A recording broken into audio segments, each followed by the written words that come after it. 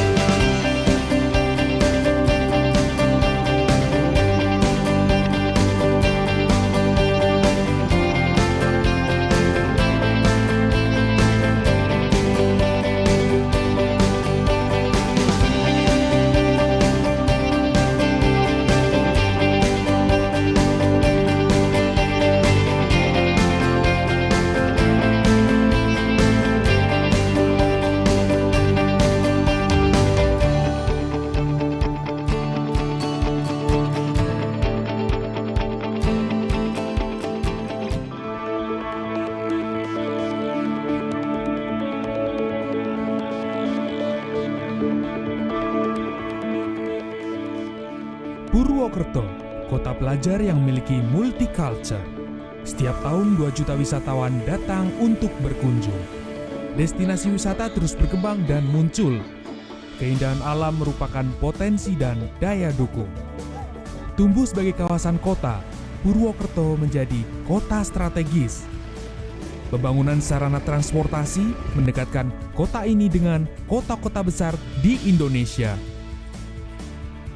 Dukungan tenaga ahli teknologi informasi merupakan modal Purwokerto menuju Smart City. Awal tahun 2002, berdiri Akademi Teknik Telekomunikasi Akatel Sandi Putra Purwokerto. Berbasis Information and Communication Technology, tahun 2012, institusi pendidikan ini menaikkan menjadi Sekolah Tinggi Teknologi Telematika Telkom. Pengalaman mencetak tenaga ahli teknologi, tahun 2017, STT Telkom bertransformasi menjadi Institut Teknologi Telkom Purwokerto.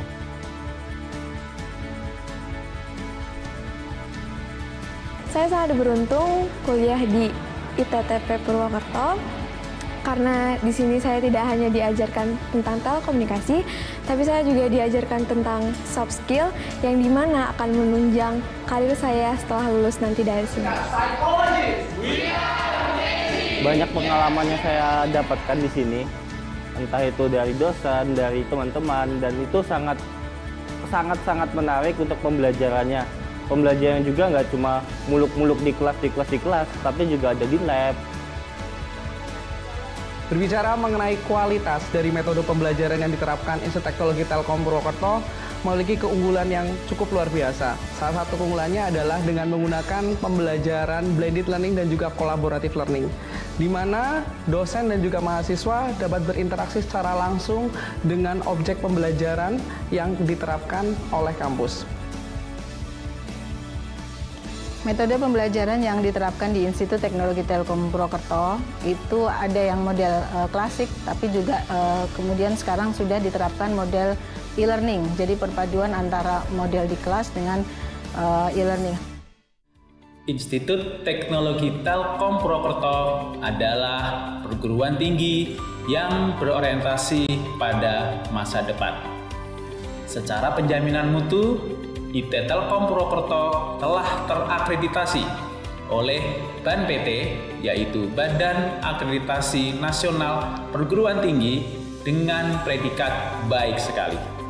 Ini artinya bahwa IT Telkom telah melampaui standar nasional pendidikan tinggi. IT Telkom Purwokerto juga menjalin kerjasama dengan mitra, baik itu dalam negeri maupun luar negeri, yang meliputi industri maupun lembaga institusi pendidikan tinggi. Kami juga bermitra, bersinergi dengan PT Telkom beserta anak perusahaannya agar lulusan-lulusan kami lebih mudah diserap oleh industri, terutama industri ICT yang ada di Indonesia. IT Telkom Purwokerto lulusannya siap bekerja ya, di mana ilmu pengetahuan yang didapatkan di IT Telkom Purwokerto itu bisa dijalankan di Telkomsat. Jadi antara jurusan yang dimiliki oleh alumni IT Telkom itu cocok dengan dunia kerja yang ada di Telkomsat. Selama saya berkuliah di IT Telkom Purwokerto dan mengambil program studi teknik informatika, saya diajarkan banyak hal. Salah satunya adalah mobile programming, di mana saya diajarkan untuk membangun sebuah aplikasi yang nantinya bisa dipakai oleh orang banyak. Aplikasi yang kami kembangkan adalah aplikasi startup. Startup kami adalah Becer, yaitu aplikasi untuk memesan sebuah sayur untuk diantarkan ke rumah pelanggan.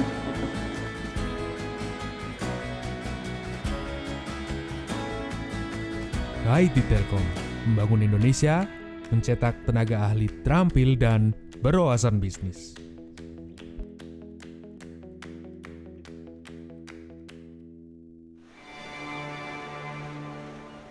Hope. Hope for an opportunity. Hope for a change. Having the right to dream creates a space of equality for the younger generations. who were born with limitations.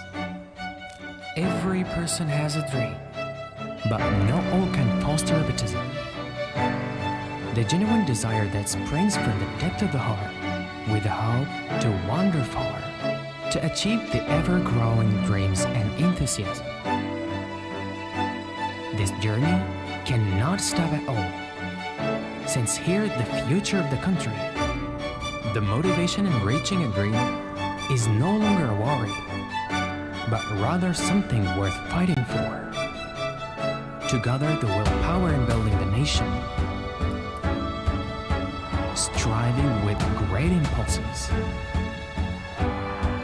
with a variety of arrows that fly fast. There will always be a goal that deserves tenacity.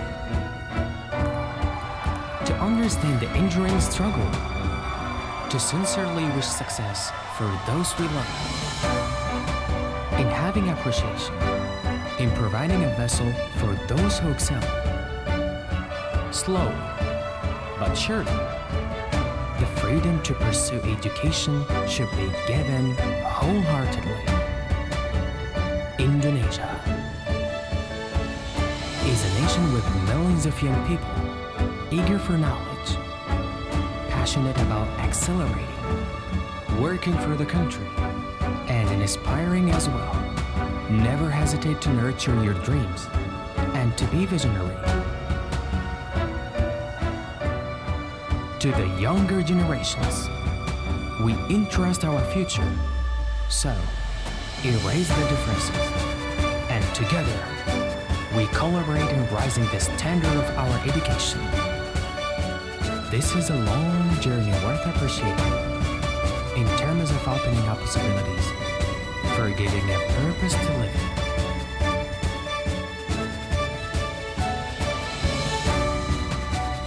Dengan hati berinovasi membangun negeri.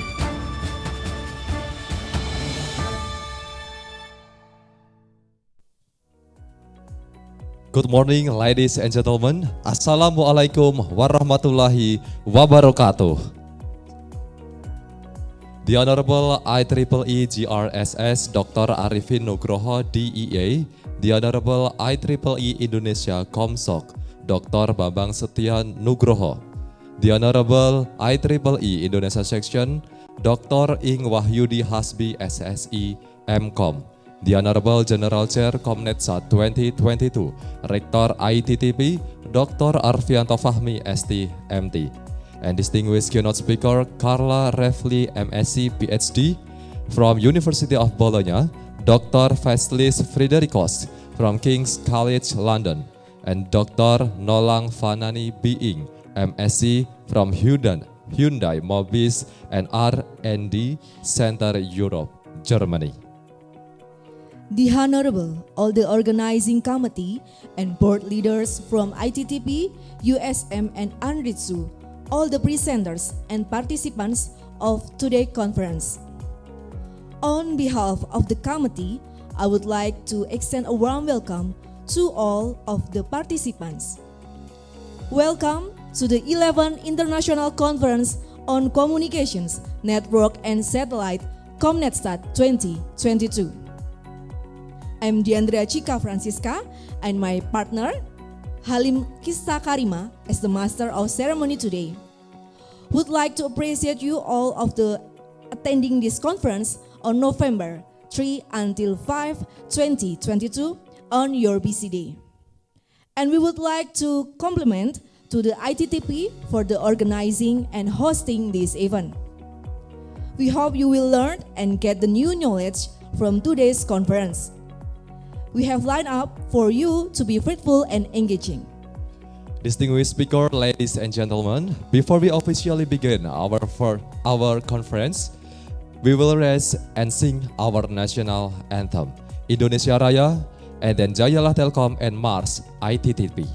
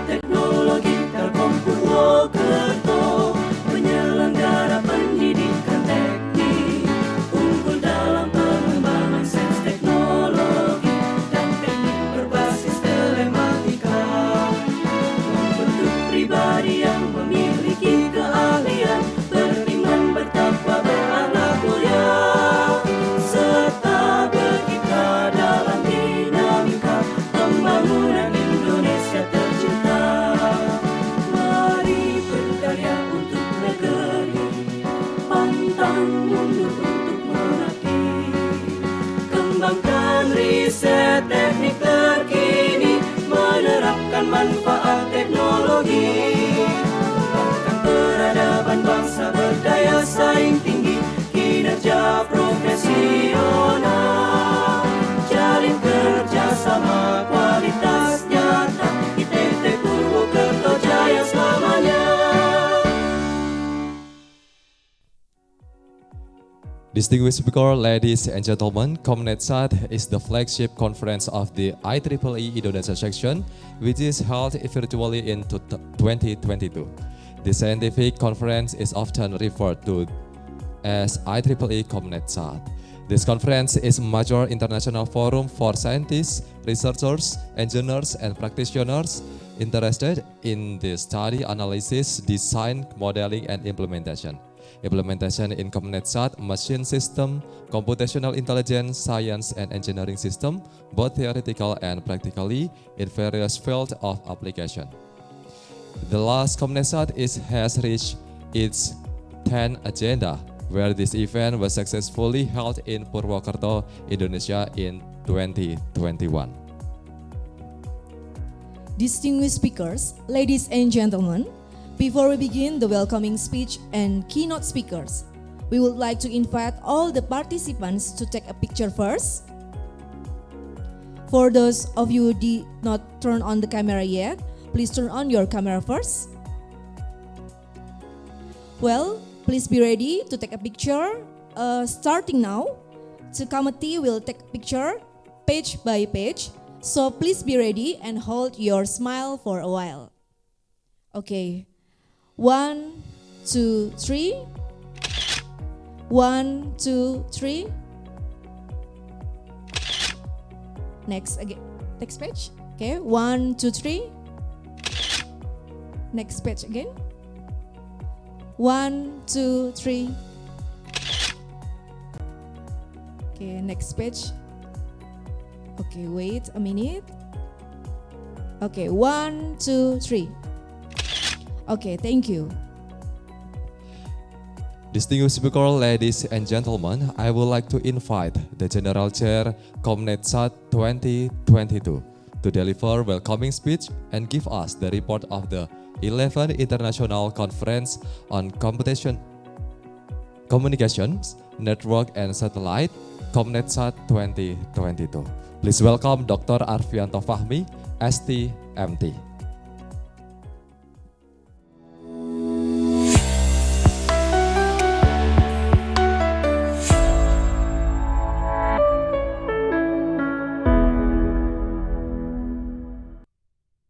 Bismillahirrahmanirrahim. Assalamualaikum warahmatullahi wabarakatuh. Greeting from Solo, Indonesia. On behalf of the organizing committee, we would like to extend our warmest welcome to all keynote speakers, presenters, and participants at 11 IEEE International Conference on Communication, Network and Satellite 2022, or we call ComNetSat 2022. ComNetSat is the flagship conference of the IEEE Indonesia section, which is held virtually in 2022. As this 11th IEEE ComNetSat 2022 is organized by Institut Teknologi Telkom Purwokerto, supported by the IEEE Indonesia section, IEEE Communication Society Indonesia Chair, Indonesian section IEEE, AESS, GRSS Chapter Chair, and Universitas Semarang as co-host. This conference is a major international forum for scientists, researchers, engineers, and practitioners interested in the study, analysis, design, modeling, and implementation in the area of communication, network, and IT, satellite, broadband and photonics, and data science, and also artificial intelligence, both theoretically and practically in various fields of application.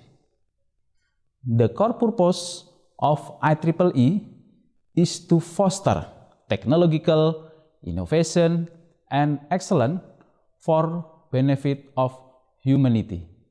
We believe that this conference will bring scientists, researchers, engineers, and practitioners to participate and present their latest research finding, development, and application related to the various aspects of the current state of technology and the outcome of ongoing research in the area of communication, network and IT, satellite, broadband and photonics, also data science and artificial intelligence. IEEE ComNetSat is an agenda that is not always routinely carried out every year. So it is necessary to make this reputable conference regularly to accommodate researchers, academic, practitioners in publishing research results. The last ComNetSat has reached is 10th agenda, where this event was successfully held in Purwokerto, Indonesia. IEEE Indonesia section has conducted many activities for over 30 years in Indonesia. The IEEE Indonesia section has a good and mutual relationship with ICT organizations, industry, governments, university, and the community in Indonesia.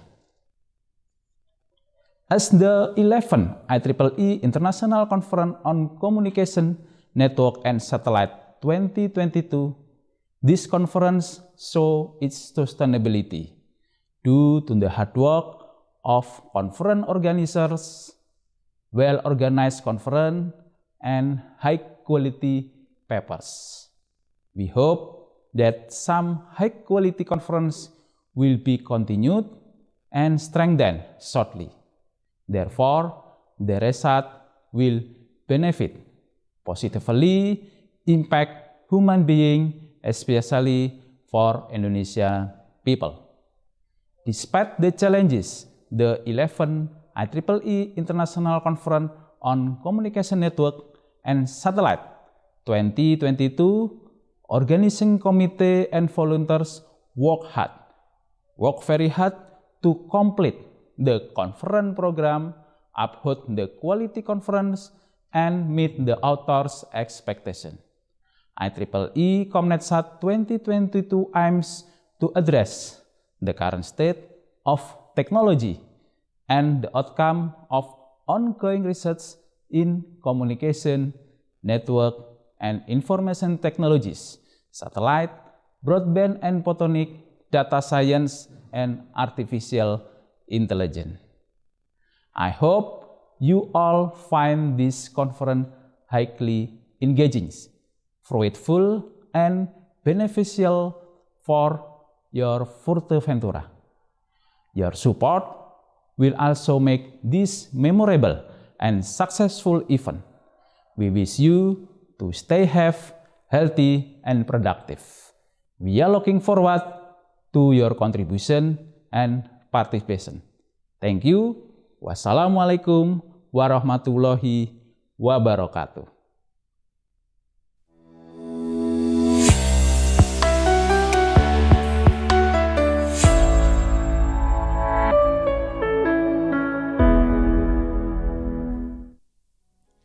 Next, we would like to invite the IEEE Indonesian sections, Dr. Ing Wahyudi Hasbi, SSI MCom. The time is yours.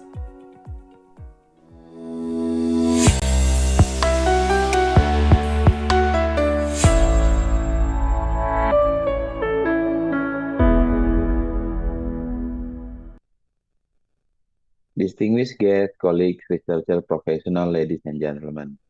Assalamualaikum warahmatullahi wabarakatuh. Very good morning, a prosperous and warm greetings. First of all, please allow me to greet the Excellencies, Rector of Institut Teknologi Telkom Purwokerto, Dr. Arfianto Fahmi, Chair of Communication Society Indonesia Chapter, Dr. Bambang Setia Nugroho, Chair of Aerospace and Electronic System Society, Geoscience and Remote Sensing Society Indonesia Chapter, Dr. Arifin Nugroho, Chair of ComNetSat 2022, Dr. Arfianto Fahmi, all distinguished keynote speakers, committee, all participants, ladies and gentlemen. It's such an honor and pleasure for me to be able to greet you all and give a few words to represent the IEEE Indonesia section at the opening of this conference. On behalf of IEEE Indonesia section, I would like to express my sincere gratitude and welcome you to the 2022 IEEE International Conference on Communication, Network, and Satellite, or ComNetSat, organized by Institut Teknologi Telkom Purwokerto. This conference is a major international forum for scientists, researchers, engineers, and practitioners interested in the study, analysis, design, modeling, and implementation in ComNetSat, machine systems, computational intelligence, science, and engineering systems, both theoretically and practically in various fields of application. Distinguished guests, colleagues, researchers, professionals, ladies and gentlemen, engineering, especially electrical engineering, has helped solve our daily problems, and our production needs applying scientific knowledge, technical methods, design, and management principles. Indeed, engineering with its range of subdisciplines has been prime contributor to the survival of humankind on Earth and to improving our quality of life. Space technology currently changes very rapidly. Under the name of new space, there is an ongoing revolution in the space sector with new players or commercial entrepreneurs, businesses entering a domain traditionally occupied by institutional players, or we call it old space. For example, space agency working with large company to exploit the new opportunities opening in front of them. This could include a new service offered through application of space data, from precision navigation, agriculture, surveillance to Earth environment monitoring, etc., to more futuristic opportunities such as space tourism or asteroid mining, for example. In such way, I believe that the theme of this conference is very relevant in highlighting the innovation in advanced technology and then also to increase our quality of life. Distinguished guests, keynote speaker, ladies and gentlemen, IEEE Indonesia as a regional organizational unit of IEEE was founded in 1988, and over the past 34 years, we are contributing significantly to have various activities and encourage scientific and technology for humanity in Indonesia. Together with all volunteers, members, and all stakeholders, IEEE Indonesia has produced various activities by supporting more than 70 high-quality conferences every year, including this flagship conference of IEEE Indonesia. And compared with the previous year in 2021 itself, the conference supported by IEEE Indonesia also increased by 50%. As we all know, all the high qualified conference papers within the scope of IEEE are published in the IEEE Export Digital Library, indexed by Scopus and any other major databases, with more than 6 million publications and more than 15 million downloads every month. We are also developing industrial standards such as IEEE 802 as a standard Wi-Fi that we use in our daily life. And still, there are a lot of standards has been developed. So far, it's more than 1,500 standards developed by IEEE, and still more like 900 standards is ongoing development.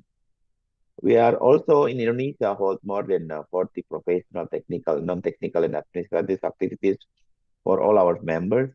And currently, we have more than 2,900 Indonesian members and more than 80 senior members consisting of professional, industry, academia, and government researchers. In 2021 itself, we already established a cooperation agreement with Directorate General of Higher Education, Research and Technology, in which IEEE Indonesia also support and synchronize with the program under Indonesian Ministry of Education, Culture, Research and Technology, including taking part in the Campus Merdeka, Merdeka Belajar, or Independent Campus Freedom to Learn. This historical collaboration shall strengthen the development of Indonesian higher education, especially to support the 8 leading indicators of higher education in Indonesia. We are also exploring collaboration and cooperation with Indonesian industry in various activities and also actively involved in providing input preparing related for government regulation. And just last month ago, we already signed an MOU with Indonesia Telecommunication and Digital Research Institute, also known as the Telkom Corporate University, in learning, research, and innovation collaboration through publication, empowerment, education to develop Indonesia's technology leadership, innovation capability, and digital talent. In the last month also ago, we also celebrating IEEE Day, the global IEEE Day that celebrating the first time all the engineers all around the world have a meeting together to develop the IEEE globally. Ladies and gentlemen, in this occasion, I would like to express my sincere gratitude to all of the committee who have worked very hard in preparing this high qualified IEEE conference. I'm very aware that putting together a conference of this size is not an easy task. Therefore, I sincerely hope for your cooperation and active participation in all of this conference program. I hope all of you will have an enjoyable and valuable experience during this conference event. Please share your best knowledge in your area of research and professional activities. Please stay active, stay healthy. Thank you. Wassalamualaikum warahmatullahi wabarakatuh.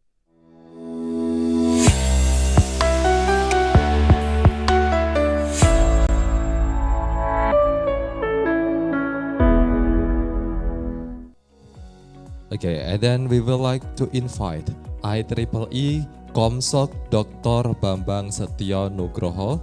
Time is yours.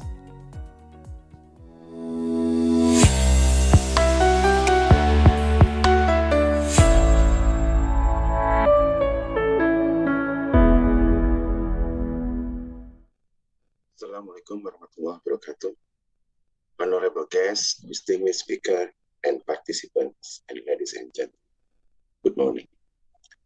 On behalf of IEEE Communication Society Indonesia Chapter, I wish you all a warm welcome to the 2022 IEEE International Conference on Communication Network and Satellite, ComNetSat.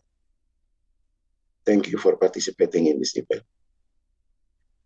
As one of the technical sponsors for the ComNetSat 2022, IEEE ComSoc Indonesia Chapter would like to express high appreciation to Institut Teknologi Telkom Purwokerto for the efforts on organizing this conference, and we wish to continue this collaboration in the future. ComNetSat is the flagship conference of the IEEE Indonesia section, which is a major international forum for scientists, researchers, engineers, and practitioners interested in the study, analysis, design, modeling, and implementation in telecommunication, network, and satellite. In 2022, the topics include data science and artificial intelligence.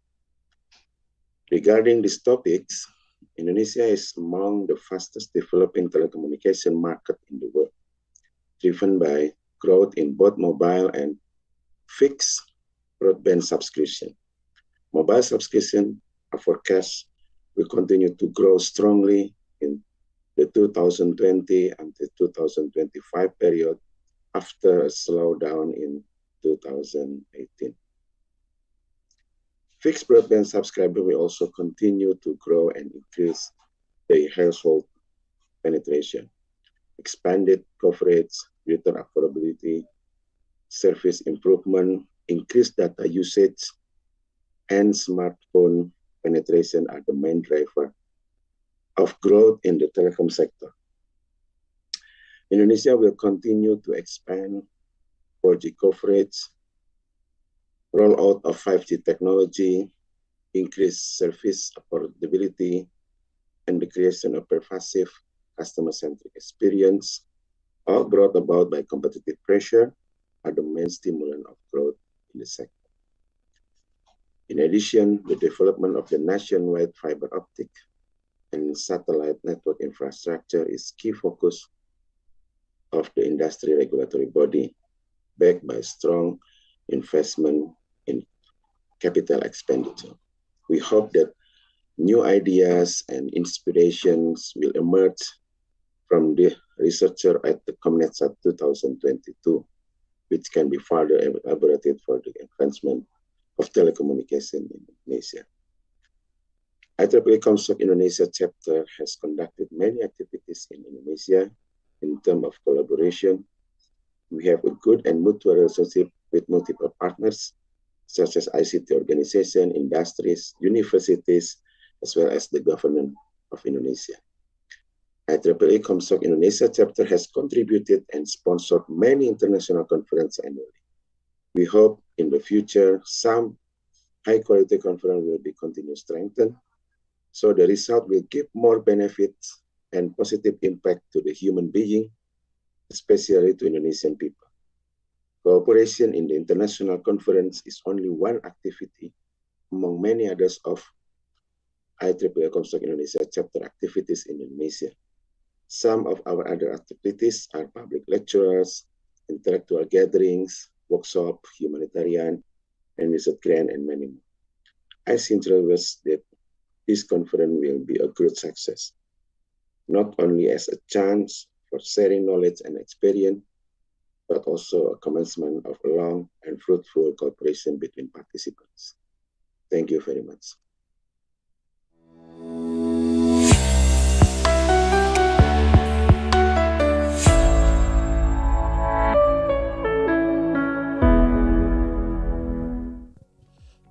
Ladies and gentlemen, as the first day of this conference, we have already two very outstanding keynote speakers. They are Carla Refli, MSc, PhD from University of Bologna. I'm sorry. Before Carla presentation, we will like to invite IEEE GRSS Dr. Arifin Nugroho, DIA. For Dr. Arifin, please welcome.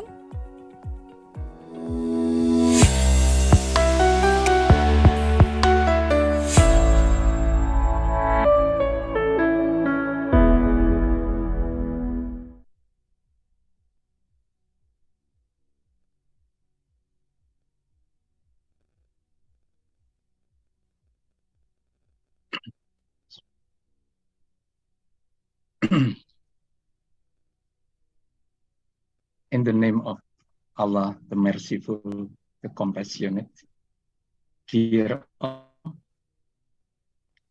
on behalf of the AESS, GRSS Joint Chapter of the IEEE Indonesia section, we have to congratulate the IEEE ComSoc Indonesia chapter, the IEEE Indonesia section, for a collaboration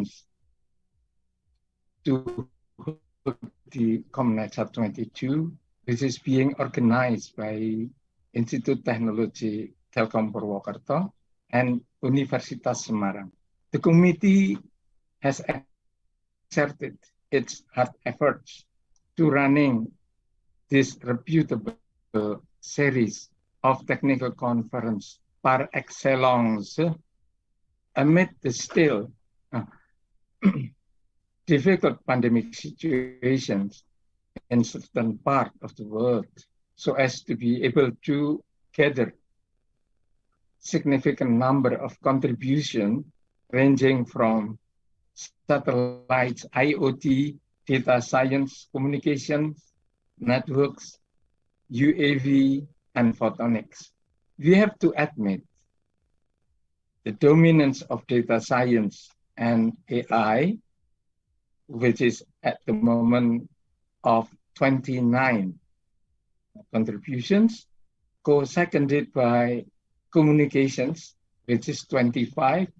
In the last year, only 14 of them, and the networks, which is 21. Last year is only 14. and satellite photonic and broadband and IoT is declining from last year of 9, right now is only 5.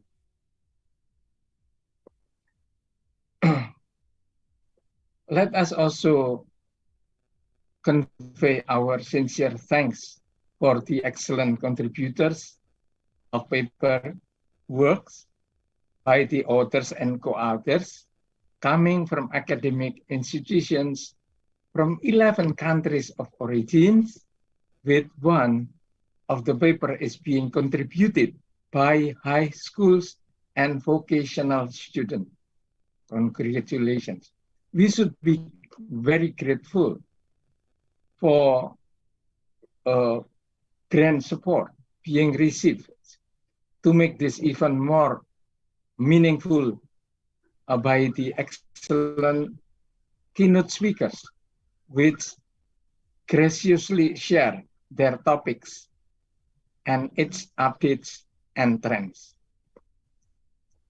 which is Dr. Carla Rafaldi from University of Bologna, Italy, on network slicing, Dr. Vasilis Federico, King's College, London, on robotic aerial small cell, Dr. Noli Fanani, Hyundai Mobis R&D Center, Germany, on AI for autonomous vehicle. And last but not least, Mr. Sahasib Fatnis from ANRITSU, Morgan Hill, California, on new generation microwave synthesizer. We should also thanks to the organizing committee for planning and executing this very gathering. And of course, 2 TPC members consisting of 310 scientists and professionals from all over the world. After all, the conference itself is just one form of collaborations and networking among scientists, professionals, engineers, and engineering students. It would be more than lovely when this chain of networking between the authors, institutions, and countries can be maintained and strengthened in the future. We, the GRSS AESS joint chapter, would expect that there will be more works on the aerospace electronics, UAV, high-altitude platform stations, and photonics, which may contribute to the enlargement of the scope and the depth within the ComNetSat. The twin brother of this ComNetSat, called ICARS and IGARS series, are also conducting the similar technical gathering, focusing on aerospace electronics along with remote sensing technology this year also. We wish you enjoyment of ComNetSat e-conference held here in Solo or Surakarta city in Middle Java province of Indonesia, to be considered as the capital of Javanese culture. You can find throughout the city the gamelan or percussions, music, shadow puppet show, which based on Ramayana and Mahabharata epics, and various traditional crafts. Looking forward, inshallah, by Allah permits, to have the opportunity to have a physical ComNetSat conference in the future, to see physically the compatriots, the beauty of the nature and culture, and to strengthening the friendship. Billahi taufiq wal hidayah. Wassalamualaikum warahmatullahi wabarakatuh.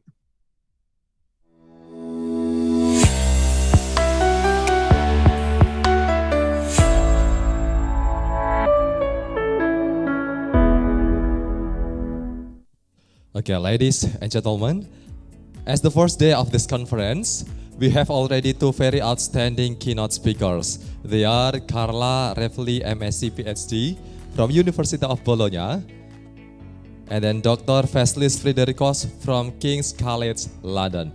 Before we begin our first keynote speaker session, I would like to inform you some information again. Turn on the camera and mute the audio during the keynote speaker session. If you have any question, please keep it on you till the speakers finish to present. And then you can directly propose your question to the speaker by opening the microphone or write your question on the chat room by telling your name first. Well, ladies and gentlemen, for the first sessions, we have Carla Reveli, MSc PhD from University of Bologna. Before starting her presentations, let me read the brief biography of Carla Reveli, MSc PhD. Carla Reveli is Associate Professor at the University of Bologna. She has received her MSc and PhD degrees in Electronic and Computer Engineering from University of Bologna. Her research interests include performance analysis of telecommunications, networks, switch architectures, optical networks, and 5G networks.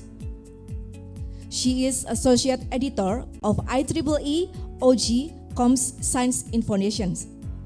She is IEEE Senior Members Science 2016 and OSA member. She has been the Director of the International Telecommunications Engineering Master's degree at the University of Bologna, Italy. Well, ladies and gentlemen, please welcome Carla Reveli, MSc PhD from University of Bologna with the topic Networking Slicing from Definition to Evolutions Towards 6G. Please welcome.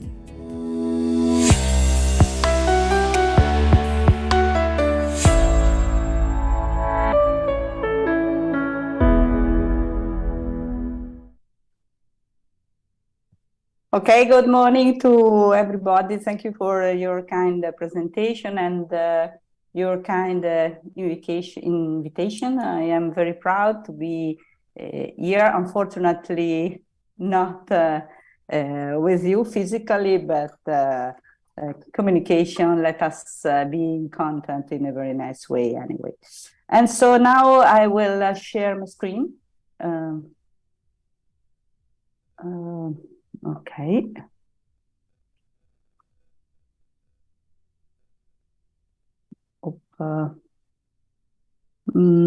Sorry for, let me check a minute. Okay. And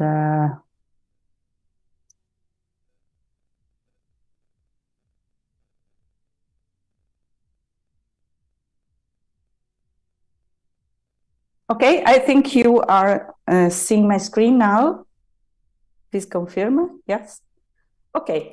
So let's start with my presentation that is about network slicing, quite well-known concept that is still in evolution. So I wish to introduce the concept and to look into the evolution of this concept in order to suggest research challenges that are still in place. So my presentation will consider definition, motivations of network slicing, the enabling technologies, some requirements and resources, what network slicing means to support end-to-end 5G communication, and how it is evolving towards 6G in the next decade. Then some results that we obtained on resources sharing in ultra-reliable low latency slicing will be shown, and some conclusion and open aspects. As a definition of, I don't know if, okay, sorry, okay. sorry, because I was, okay, so some definition and motivation. What a network slice is? A network slice is an end-to-end logical network that runs on a shared physical infrastructure capable of providing a negotiated service quality, and for this reason to support different services. The network slice definition is and was under the attention of many standardization bodies, such as 3GPP, IETF, ITUT, and ETSI, and other. Why network slicing has come so much into the scenes? There are some technical drivers that are the network function virtualization and software-defined network that have got into maturity, and also some business drivers that means the need to create monetization opportunities for the network infrastructure by enabling new players. In fact, as you see from this qualitative graph, of course, we know that the digital traffic is dramatically increasing. And at the same time, investment in network are needed, and so network cost is increasing as well. But at the same time, the revenues for traditional operators are decreasing. So there is a gap that we need to reduce. And how to reduce? The way is to create a new network opportunity and use some new technologies, exactly as network slicing is, as business enabler to facilitate multi-tenancy and cross-sectoring among, for example, some players that are, of course, the infrastructure providers, the cloud providers, virtual network operations, service brokers, application providers, and verticals. That means that many different sectors, not specifically in communication, play a very important role with business opportunity.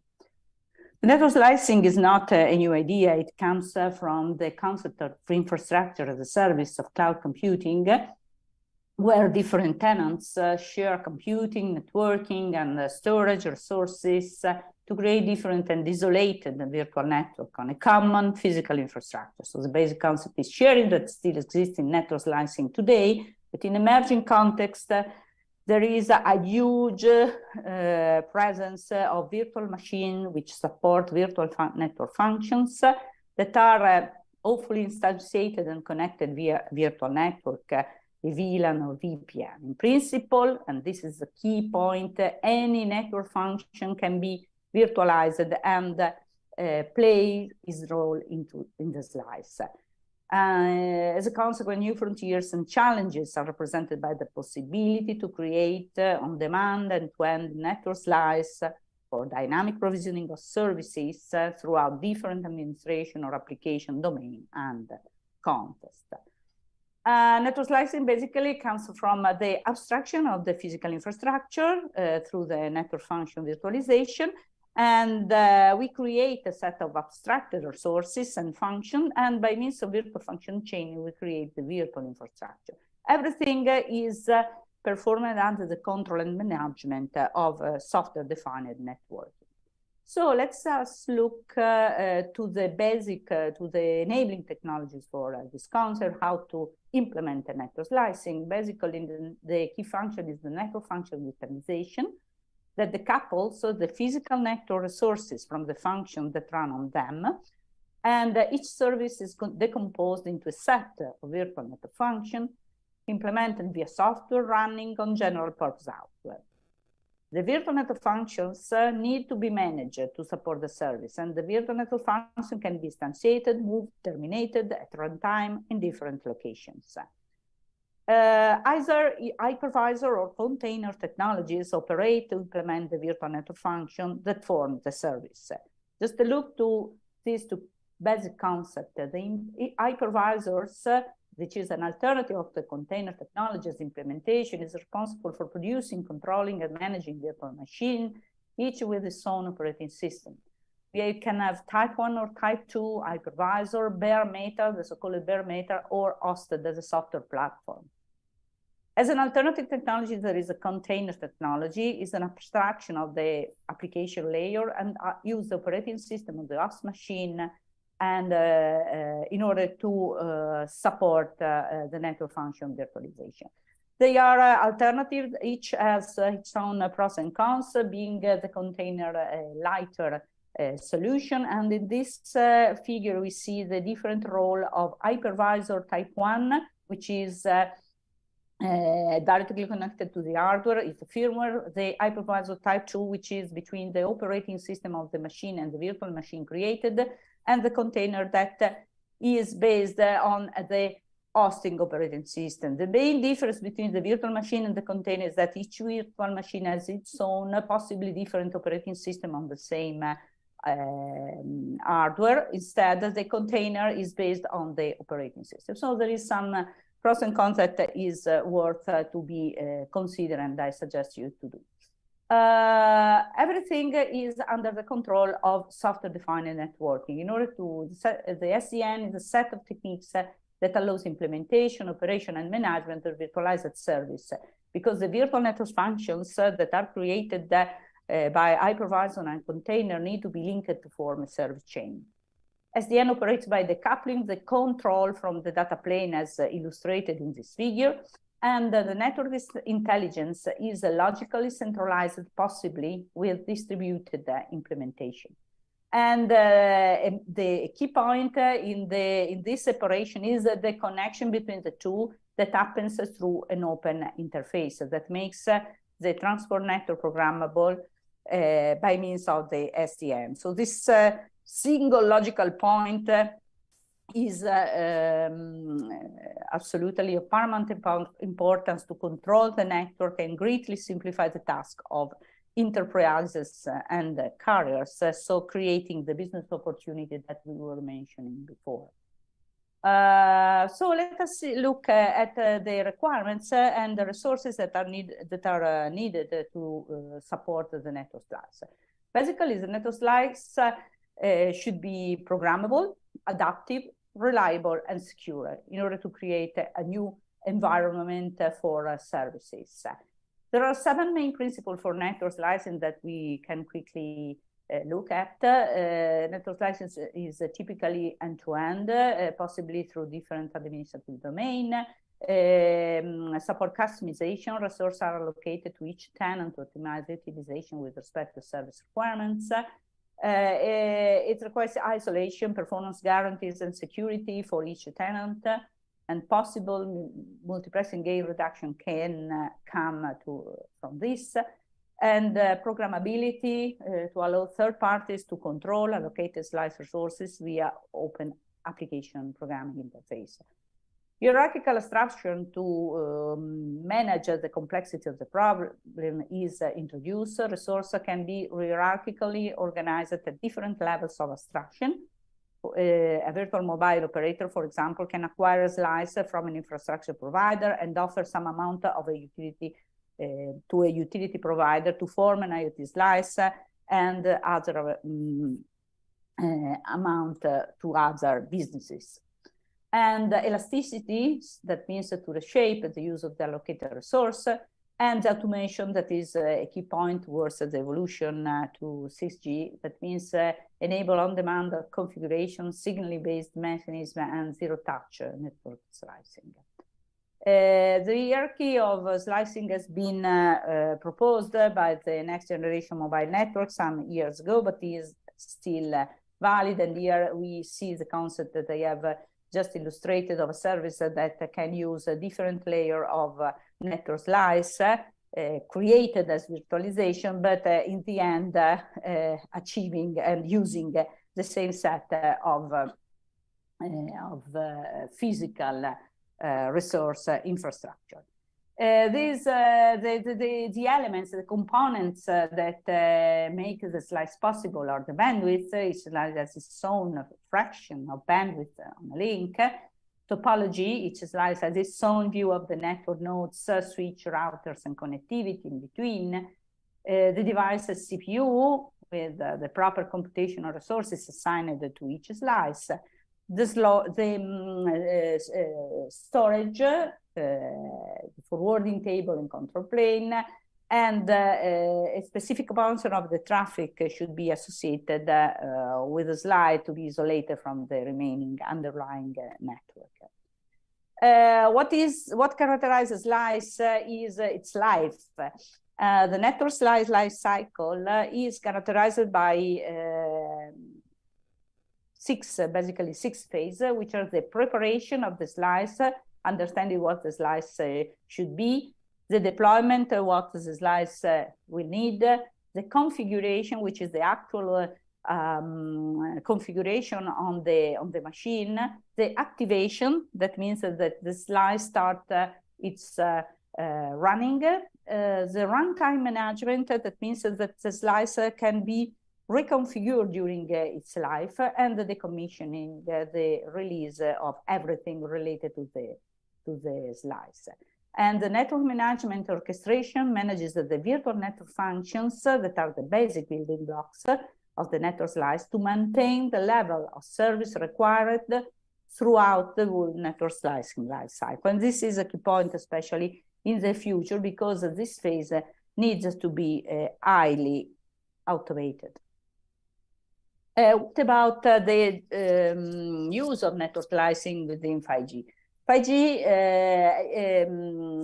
has many requires many new target with respect to LTE advanced and many new features that make not only a new generation but a completely new environment. Here we have listed some, and in the graph especially we see how the 5G technology pushes the requirement to higher performance. In this context, the end-to-end network slicing requires to be implemented from the mobile edge, continuing to the mobile transport, fronthaul, backhaul, to the core network. So the network slicing is running through quite different network segments. And the key challenge for 5G network is the definition of a suitable orchestration to operate throughout all the different network segments and to support multi-tenancy. It is of high importance for standardization body having defined the concept of orchestration that sometimes seems something that we not catch very well. What is orchestration? Orchestration, as defined by the Open Networking Foundation, is the selection of resources to satisfy service demand in an optimal way, where the available resource of the service demand and the optimization criteria are all subject to change. Quite similar, but in a very concise way, the AESS defines the orchestration as the coordination of the resource networks needed to set up cloud-based services and applications. So we understand that the orchestration has a central role in managing the network's life cycle. What is of particular importance is the multi-tenancy, because in addition to different segments that support the 5G connection, there is also the need to host different tenants, that is a different logical entity owning and operating either one or more virtual infrastructure. That means one or more slices and controlling their life cycle. A tenant can be associated with an administrative entity or user of a given service and has its ownership of one or more service instances and requires possibly isolation between instances. And additional requirements with respect to the list that we have shown before need to be introduced to support multi-tenancy. That is traffic separation, traffic isolation, traffic differentiation, and statistical multiplexing. There are some small differences between, but these requirements play a different role in the design of the slice. And in this context, the quality of service aware runtime management is needed. That is, again, the network orchestrator that after the activation of the network slice maintains the quality of service and quality experience required by services supported by the network slice. So each time service degradation is detected, appropriate orchestration action are taken. The exact cause of the degradation is to be determined so that the orchestration is able to implement the appropriate action, and the orchestration actions needs to produce the minimum service disruption when applied, because everything is happening in the runtime. So towards 6G, what happens? Towards 6G, we need more network automation. What is 6G? 6G expectation is the converging of physical, digital, and human world. So 6G is a new platform where a self-contained ecosystem of artificial intelligence will continually evolve by adopting a human and machine-centric approach. And end-to-end network automation is an emerging challenge for resource orchestration. And again, the orchestration is at the center of the scene. Here we see the picture of how the requirements are pushed by 6G, so service requirements towards 6G. Everything is extremely high reliability, extreme massive connectivity, extreme low energy and cost, extreme high data rates and capacity. And especially we see how reliability is increasing with respect to the level of reliability that is provided by 5G, because the new set of services supported by the 6G are typically critical services. And the system is very complex, and so we need end-to-end network automation. That means continuous end-to-end orchestration, heterogeneous service orchestration, multi-tenant orchestration, artificial intelligence orchestration, and advanced monitoring. One of the class of services that are key services in 6G will be the ultra-reliable low latency slicing, due to the kind of service. For example, automotive is one of them, but also other critical application. And that reliability means that no more than 10 to the minus 7, 1 out of 10 minus 7 packets can fail to be delivered by 1/10 of a millisecond in 6G. It was 10 to the minus 5 and 1 millisecond in 5G. So it's a very challenging requirement for design. And the target is to offer URLC service while maintaining optimized resource in the network. Reliability is achieved typically by providing resource redundancy. So in the network, we will have primary and backup resources that must be managed.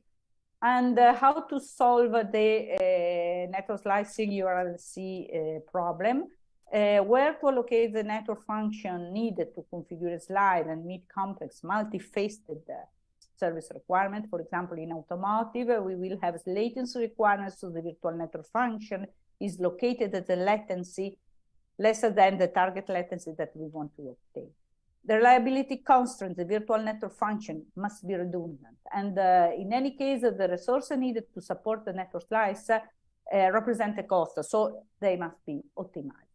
And now I will show a few results, of an example that we have studied in our research, and that stimulate further research on this topic. We have to design a network slicing for URLC network service, and we have a slice, and the slice is composed by its primary and its backup path in order to support reliability.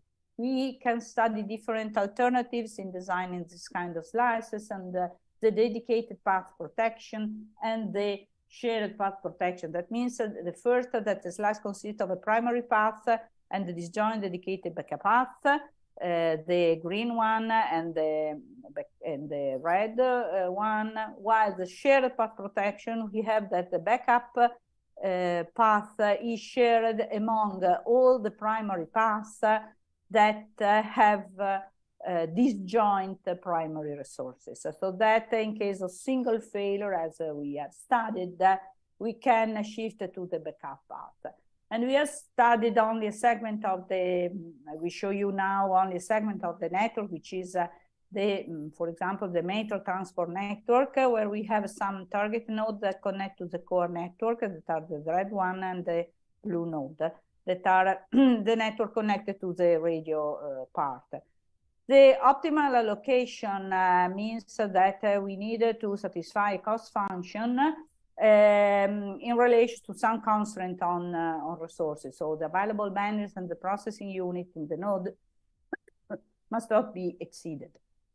And as I have introduced, we need to maintain the quality and optimality during the life cycle. So we need to reconfigure assignment in relation to triggering events to maintain optimality. So we have studied a procedure based on a triggering phase and the provisioning phase. The triggering phase defines a condition when a new reconfiguration is needed, and artificial intelligence can be introduced in this phase for prediction on critical situations.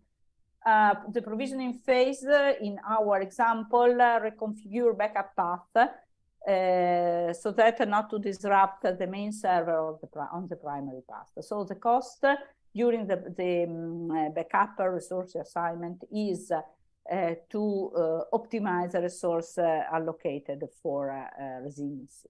The target is to maintain optimal allocation to meet blocking rate requirement in slice assignment. So very quickly, I will show you the difference between the two procedures. In the classical procedure, we have the optimization once, the life cycle, and resource release. Instead, in our dynamic procedure, we have optimization over time. That means that we first allocate resource, and then through the triggering and provisioning phase, we maintain the optimization over time. And the time diagram is represented here, where in the upper diagram we see the fast allocation that is shorter than the optimization, the classical optimization, and then the reconfiguration is operated to maintain the optimization. And we have developed a simulator. I will not go into detail for time reason, but basically we have compared what happens when sharing, and the first message is that the sharing resource outperform as expected, but significantly dedicated protection, especially with scarce resource. The second message represented in this graph is that with the sharing processing resources, when they are limited, we allow to maintain the bandwidth allocated to the slice lower than the classical approach, as we can see here. We see here the bandwidth allocated to the slice, that means the primary plus the backup bandwidth as a function of the load in the network. And the gap is evident. This is the result related to blocking when we apply the fast acceptance procedure. And we see that by faster acceptance procedure, we can maintain and even improve blocking probability in the network with the sharing procedure. Of course, we have to design new trigger algorithm, possibly proactive, based on artificial intelligence, in order to obtain even better results.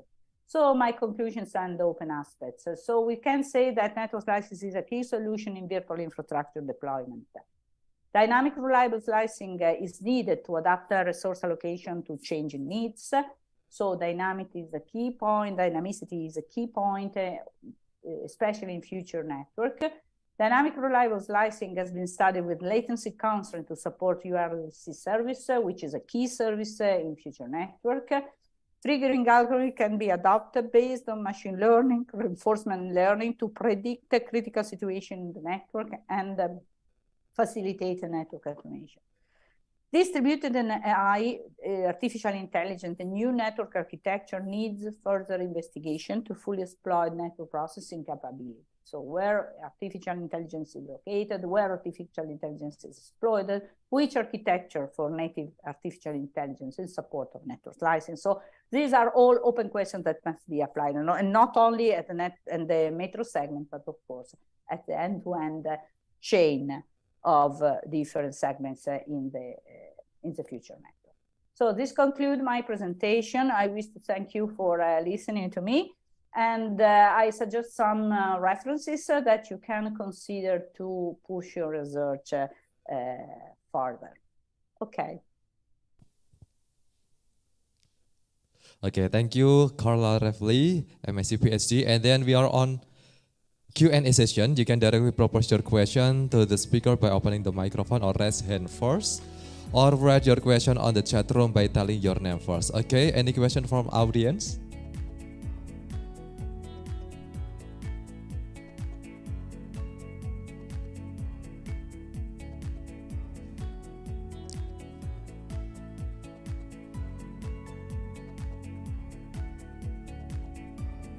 Of course, I can share this material.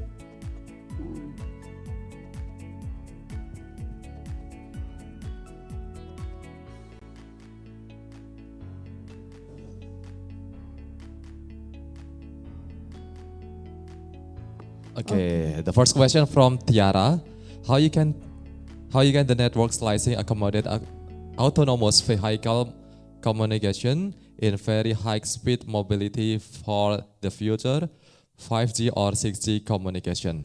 Okay, Ms. Carla Refley can answer this question. Yes, yes. Of course, we have to support very quick action, possibly sub-millisecond action in automotive. And we need a suitable orchestration of the virtual network function that should be highly distributed in the environment and applied through the edge computing principle, meaning that we have a virtual infrastructure on which the functionality is based, and through which the virtual network function can migrate close to the user equipment during the operation. So it's crucial to maintain the latency between the user equipment and the processing very low, because the distance, of course, is something that we cannot avoid. Okay. Even in this presentation, we have a physical distance that means that we are at a different time. So in order to have a quick action as needed in a very, support it in a very critical way, we need to orchestrate the resource allocation and the functionality close to the vehicles. So closer to the areas where the vehicles are in a critical situation. So we have to monitor the environment and to check the critical situation and operate with the functions that are processed close to the cars, the vehicles. Similar things, for example, happens also in industry application where we have humans and robots living in the same area, and we have to perform very quick action. Okay, but in order to perform this action and to control this action, we need, in any case, a virtual infrastructure, and this virtual infrastructure is represented by the slicing that is designed in a proper way in order to be effective in performing the specific service for which it is designed. Okay. Thank you, Carla Refley. And then we have the next question.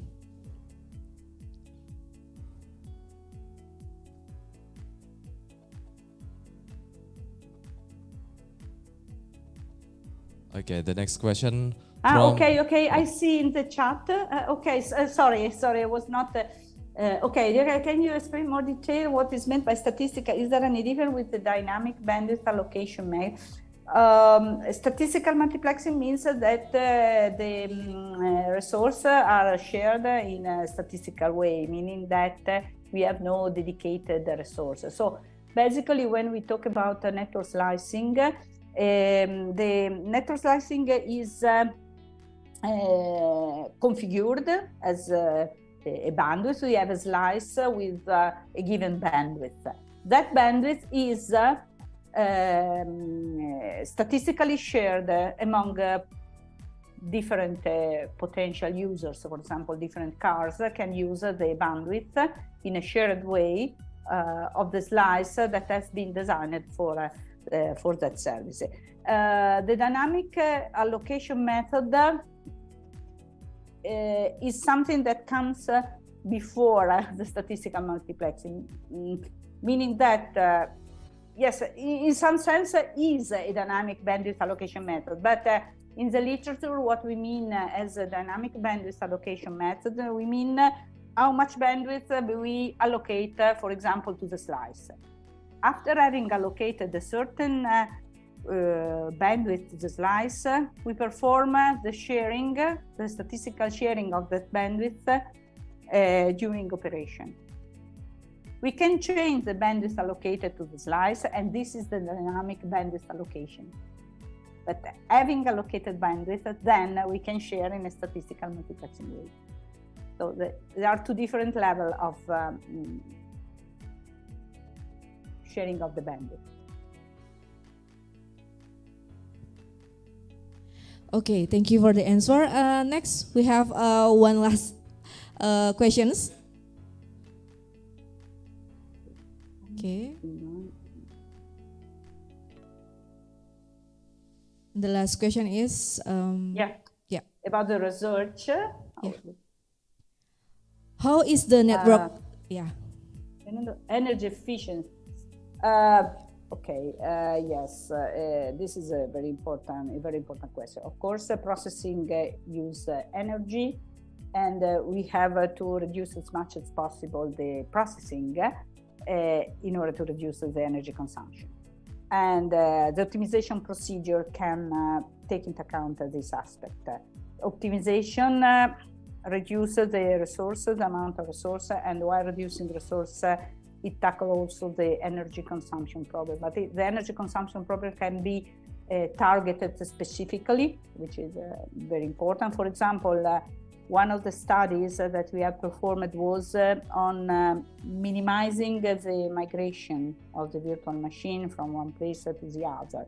So while reconfiguring, while optimizing, we can try to maintain as low as possible the number of migrations that implies higher energy consumption. So when optimizing, we have to take into account the energy consumption, of course. This is one of the main target in addition to costs.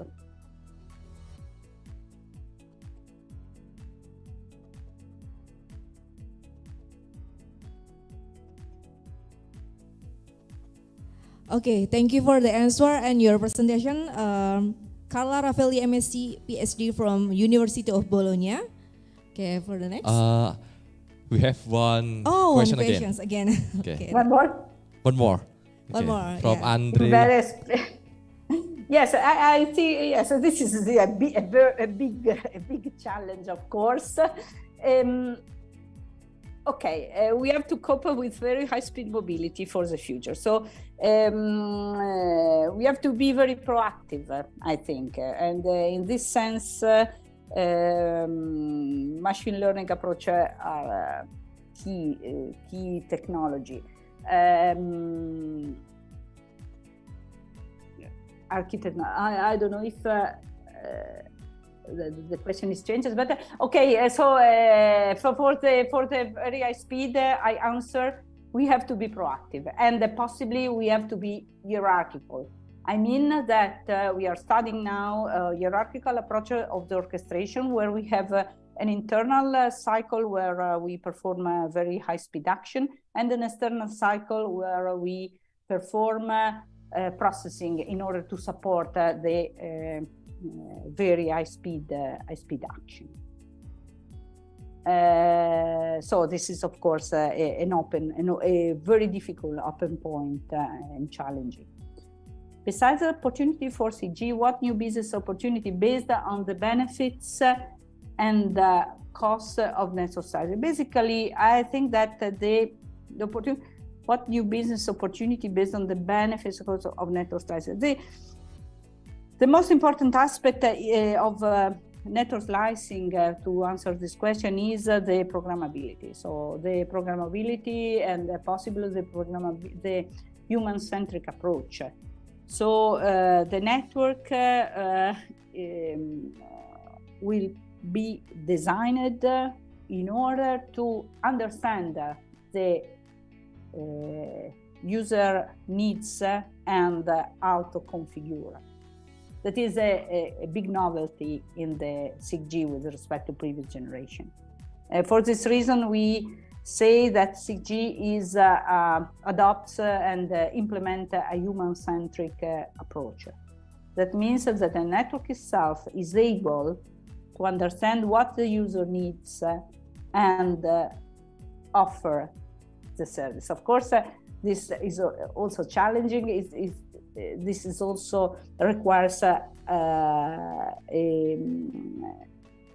wide use of artificial intelligence inside the network.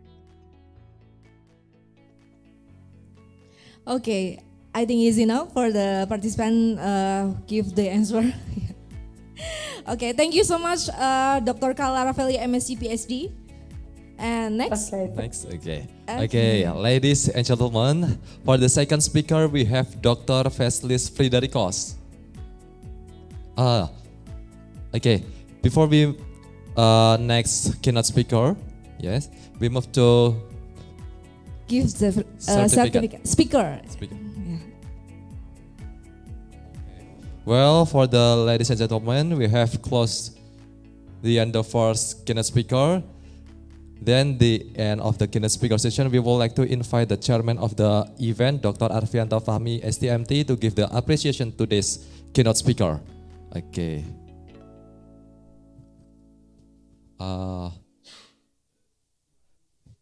Ibu Tenia Wahyuningrum. For the Carla Refli, please open your camera. Okay. Okay, we are take a picture first. Okay, 1, 2, 3. Thank you so much.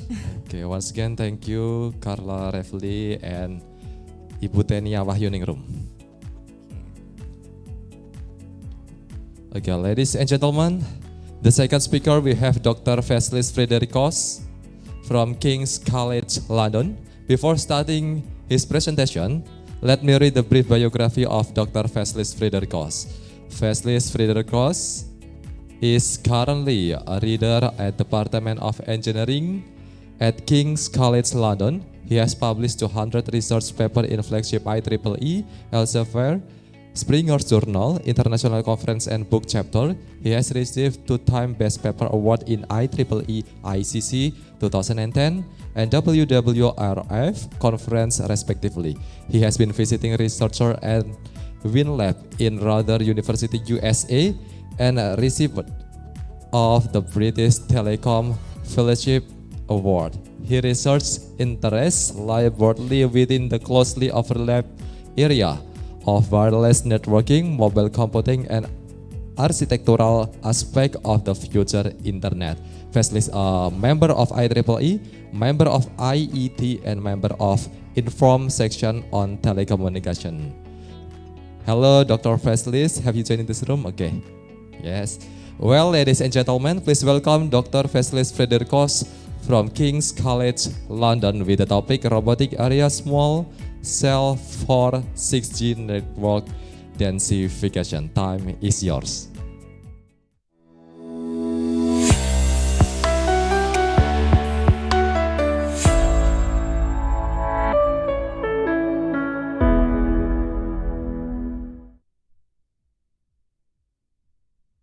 Good. Hi. Hello all, and thank you so much for this kind introduction. Very nice to be here with you all. So I think I need to share my screen. So please bear with me.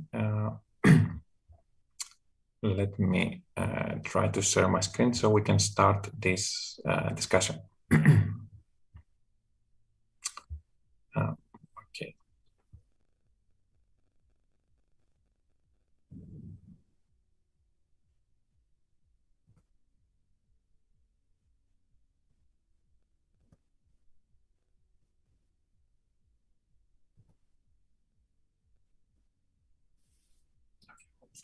See my screen, so you can see my slides. Right, so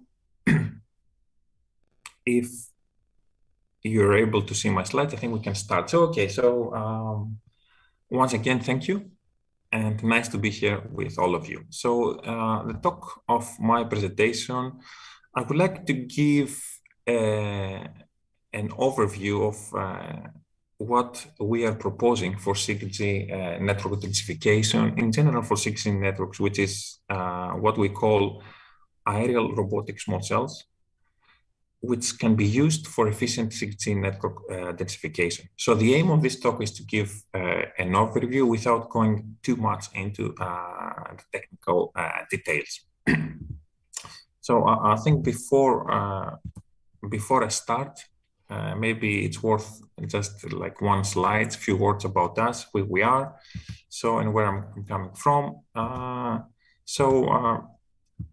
coming from King's College London, and King's College London is one, as I'm saying here, of the two founding colleges of the University of London, and established quite some long time ago, 1829, by King George IV. I think we are proud that we are the oldest established engineering school in England, and our department of engineering was established in 1838. So it's a really old department, and some very important people came study and actually lecture in our department. Moving forward, I would say that currently we have a department which is really interdisciplinary, and we focus on a number of different applications, which include mechatronics, wireless communications, signal and information processing, control, and robotics. So that's a little bit, a few words about, King's and where I'm coming from. Okay, so without further ado, I can introduce this talk and the topic of today's presentation. I think we have already heard in the previous presentation, and from Carla very nicely presented,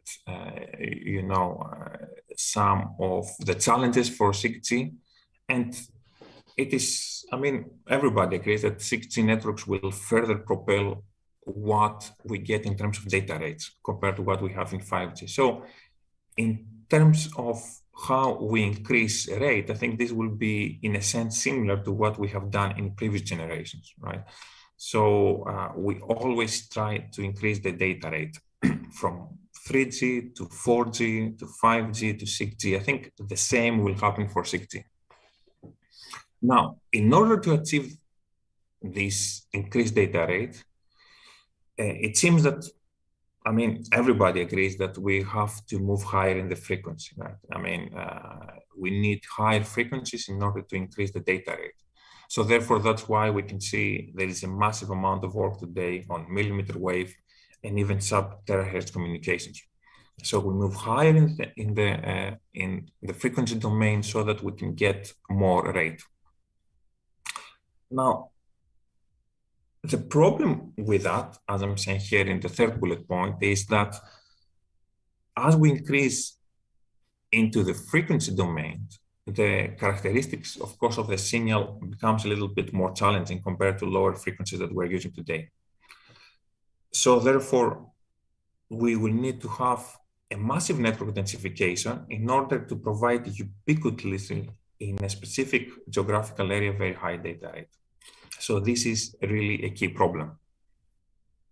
Now, what we are proposing in order to provide such network densification, we are proposing aerial base stations, which are robotic in the sense that they integrate robotic dexterous end effectors so that we can grasp at different urban landforms, such as, for example, lampposts. Lampposts provide an excellent opportunity for robotic, for the proposed concept of robotic aerial base stations, so that therefore we can on demand and flexibly move capacity where it is needed.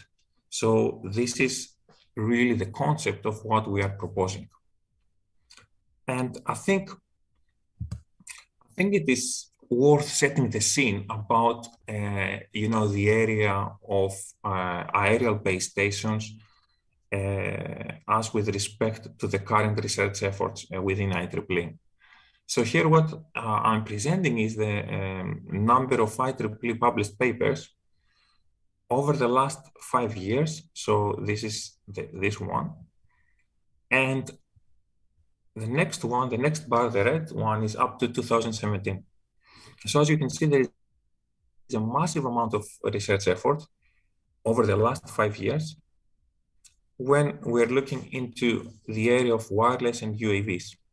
So there is more than 5,000 papers have been published over the last 5 years, compared to less than 1,000 the papers that have been published that integrate wireless and UAV in the research before 2017. So we can see that there is a massive amount of interest in these, let's say, non-terrestrial networks, especially with focus on UAVs and wireless. So this is a very, very growing area of interest. Now, I think I will like to go through the rationale of what we're proposing of those robotic aerial base stations. Now, based on what I have already said, this aerial base station that can act as base stations, so the ABSs, aerial base stations, one of the key characteristics they have, which is of great interest, is that they're very flexible and robust in moving in different locations and allows us to do a rapid and on-demand deployment. At the same time, they can provide very high quality line of sight and air-to-ground communication links. So this is actually the key benefits of such aerial base stations. So therefore, if we look into the literature, we can see that aerial base stations have been used to provide mostly capacity extensions or coverage extension. I would say the majority of the work is about coverage extension compared to the terrestrial base stations. So if we have some areas where we don't have good communication links, then this type of base stations can be deployed to provide the extension. For the capacity extension, it is less work that has been done. Now, this is wonderful, but the problem is that such network components, such aerial base stations, cannot be used for long-term internet connectivity, okay? So they cannot be used for long-term internet connectivity. The reason being is that the energy consumption for hovering flying, it is very significant, and with today's capabilities, we cannot have such a network element provide service for up to an hour. So it is very, very difficult to provide and to assume that such an aerial base station will be able to serve for more than an hour. Actually, in reality, it's much less. So therefore, to mitigate this fundamental limitation, what we're proposing is that this aerial base station is equipped with dexterous end effectors, so with graspers, so that therefore we can grasp in an energy neutral manner, so that we can eliminate the need for hovering, and therefore we can really prolong the service time for end users. So this is the key idea behind this concept. So just to give, let's say, how we can deploy such devices, here is, you can see, here is an aerial base station, a robotic one base station, where we have a gripper, we have a grasper.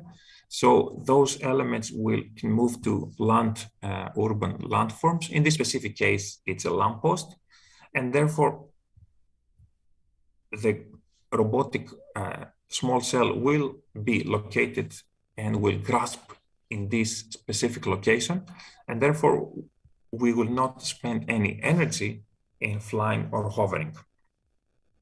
Now, in order to do that, we will need to have a number of key components in order to establish this process. I think, so here is some of the key components, which is in addition to what we have in a traditional, let's say, fixed small cell. Of course, we will have a gripper, which it has to be designed for this specific application, for this specific, let's say, aerial platform, and for this specific application. So this is a specific gripper that we will need to design for such aerial small cell. We will need to have, of course, a significant amount of onboard computation in order to perform the whole process of approaching the target and grasping into the target. And that might include some algorithms of computer vision and potentially sensors in order to know the exact timing of the grasping, and also some AI techniques in order to optimize this process. But if we do this, and if we're able to construct such an aerial robotic base station, we have a massive amount of potential. So what we could do, we can actually really densify the network without deploying fixed small cells, or really minimize the amount of fixed small cells that we need to deploy. Why? Because the robotic aerial base stations are actually able, as I'm saying in the first bullet point, to follow the traffic in a dynamic manner. In other ways, we're able to follow the temporal and spatial characteristics of the traffic, so that we don't need to deploy in every specific location fixed small cells, but we can redeploy the aerial robotic small cells where it's needed. I think I'm giving here an example for the New York City. We know that there are more than 300,000 streetlights. So we have a massive opportunity of locations where we can deploy such devices. And interestingly enough, we know that New York City allows 5G equipment on street lamps. So here is a figure that I took from a newsletter about where we can see that, they're installing such small cells on street lamps in New York City. So we do have the capability, and there is a massive potential of locations where we will be able to deploy such devices. I think at that point, I think it's worth mentioning some effort that comes from Nokia, what they call it the F cell, which I think it's a very closely relevant technology, but it's different. So this is a figure of the F cell. As you can see here, there is a drone which carries the base station. So the idea for F cell is that the drone will take the base station, this is the base station, and will leave it on a rooftop. So it is, so therefore an F cell, it is a similar technology, but it is much more, let's say, inflexible to what we are proposing. So RABs that we are proposing we are able to grasp at different objects. And of course, such a device can be more resistant to weather conditions. So it's not like left on a specific rooftop. Also based on the potential location that you can allow to have such an entity, the robotic small cells can provide line of sight, which is very important. And since we don't have any requirement for landing, right? And especially in downtown situation or a highly urbanized situation, it's very hard to find such locations. So therefore, with RABs, we can have line of sight. We have a massive amount of locations to use, and they are suitable for higher frequency bands, since we can really have line of sight if we are actually using locations like lampposts. So therefore, RABs can have a higher amount of flexibility in terms of location deployment. But I think this is a very interesting technology which has been proposed by Nokia. Just to give the bigger picture, this is the alternative configurations that we have. So this is what we are proposing, the robotic small cell. Another potential technology is the so-called, and this has also attracted significant attention recently, is the so-called tethered aerial base stations, where you have, of course, a drone which acts as a base station, but there is a cable, and we can have infinite amount of power. So this entity can remain in this specific location for many, many hours, because we do have energy that feeds into our aerial base station. Of course, the problem with tethered aerial base station is that it's not very flexible. Okay, so you cannot, because it's tethered, you cannot move it to different locations easily or highly on demand. Of course, the nominal case is the aerial base station. So you fly and hover in specific location, and I think I have already mentioned what are the issues with aerial base station. The main drawback is that this element can actually hover for, let's say, a couple of minutes, half an hour, or a little bit more, but not much. And of course, the alternative is the fixed base station, which is, again, a nominal solution where we go and, put a lot of such network elements in a specific urban environment. Of course, here we have the cost, right, to have in a specific geographical location a high number of fixed small cells, increase OPEX as well as CAPEX. So this is also very difficult. Now, we can do a spider diagram. So I have done here a spider diagram to show all those alternative configurations. And I think I'm not going to go into the every small detail here. What I'm trying to present in this spider diagram, presenting and comparing the alternative configuration. But I think the interesting thing is, just by observing this diagram, is that these technologies are not really competing, but they can actually act together so that we have a much more rich ecosystem. Okay, so we can say that these are complementary, so that there is not one solution fits all, but all the previous alternative configurations that I mentioned, I think they're useful and they can cover different needs. Right. So I think this is the key takeaway message here for the different technologies that I was presenting before. Now, in terms of the actual what we are proposing, the robotic small cells, I would like to talk a little bit also about some auxiliary but very, very important benefits that we can have. First of all, compared to the traditional operation, which is the aerial base station, a robotic one, it will be windproof. Why? Because we can actually proactively deploy them, right? Using, for example, short-term weather predictions. And if they grasp, and when they grasp, they can mitigate high winds. And this is a very big problem for hovering or flying an aerial base station if you have high winds.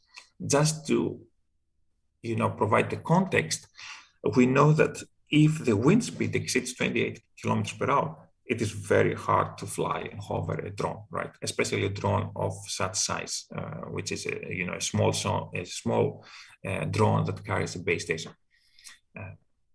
And to provide a context, the average wind speed in UK gets being reported at 17 kilometers per hour in 2020. Okay, so the average speed is very close to the maximum speed where we can have a good controllability of such a drone. So therefore, windproof operation is very important. Another extremely important is the rainproof operation. Also, rain provides a challenge when we fly a drone. Again, I'm giving an example in UK. Of course, different parts of the world will have different situation, right? But for the UK statistics, we know that we had 107 days in which 1 millimeter of rain fell. So that means that 50% of the days we have some form of rain, and this provides another challenge for aerial base station because it's very hard to fly when it's raining. However, with robotic small cells, we solve this problem because we can grasp, and therefore we can completely be rainproof. Another very important benefit, I think, and this has received very, very low attention in general, if you read the papers and if you're interested in the area of aerial base station, is the noise pollution. I think this is something that we know we don't really talk about, okay? The amount of noise that these elements produce, okay? Let's say an aerial base station. So here I'm giving this graph to provide also this noise pollution in context. So here you can see here in the red box, I have a delivery drone, which will be similar to what we can have in an aerial base station, the amount of noise that is producing, okay? So we have two bars here, it's a mean noise value and the max noise value, and this you can compare this with different other activities that we can have, and we can see how does this compare with different other activities. Now, the important here is the blue line. Okay, so you can see here the blue line, which is the limit on the urban ambient noise that we want to have, which is depending on the time of the day, range from 45 dB to 55 dB.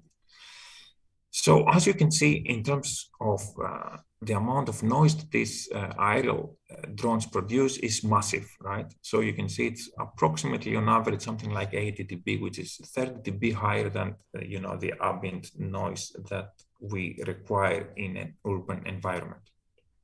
Now, of course, these aerial base stations will fly in a specific height, something like 15 to 100 meters. And we know that the amount of noise will reduce by the distance.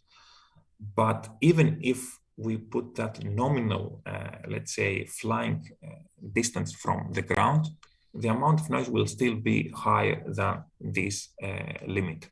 So therefore, these devices produce significant amount of noise pollution.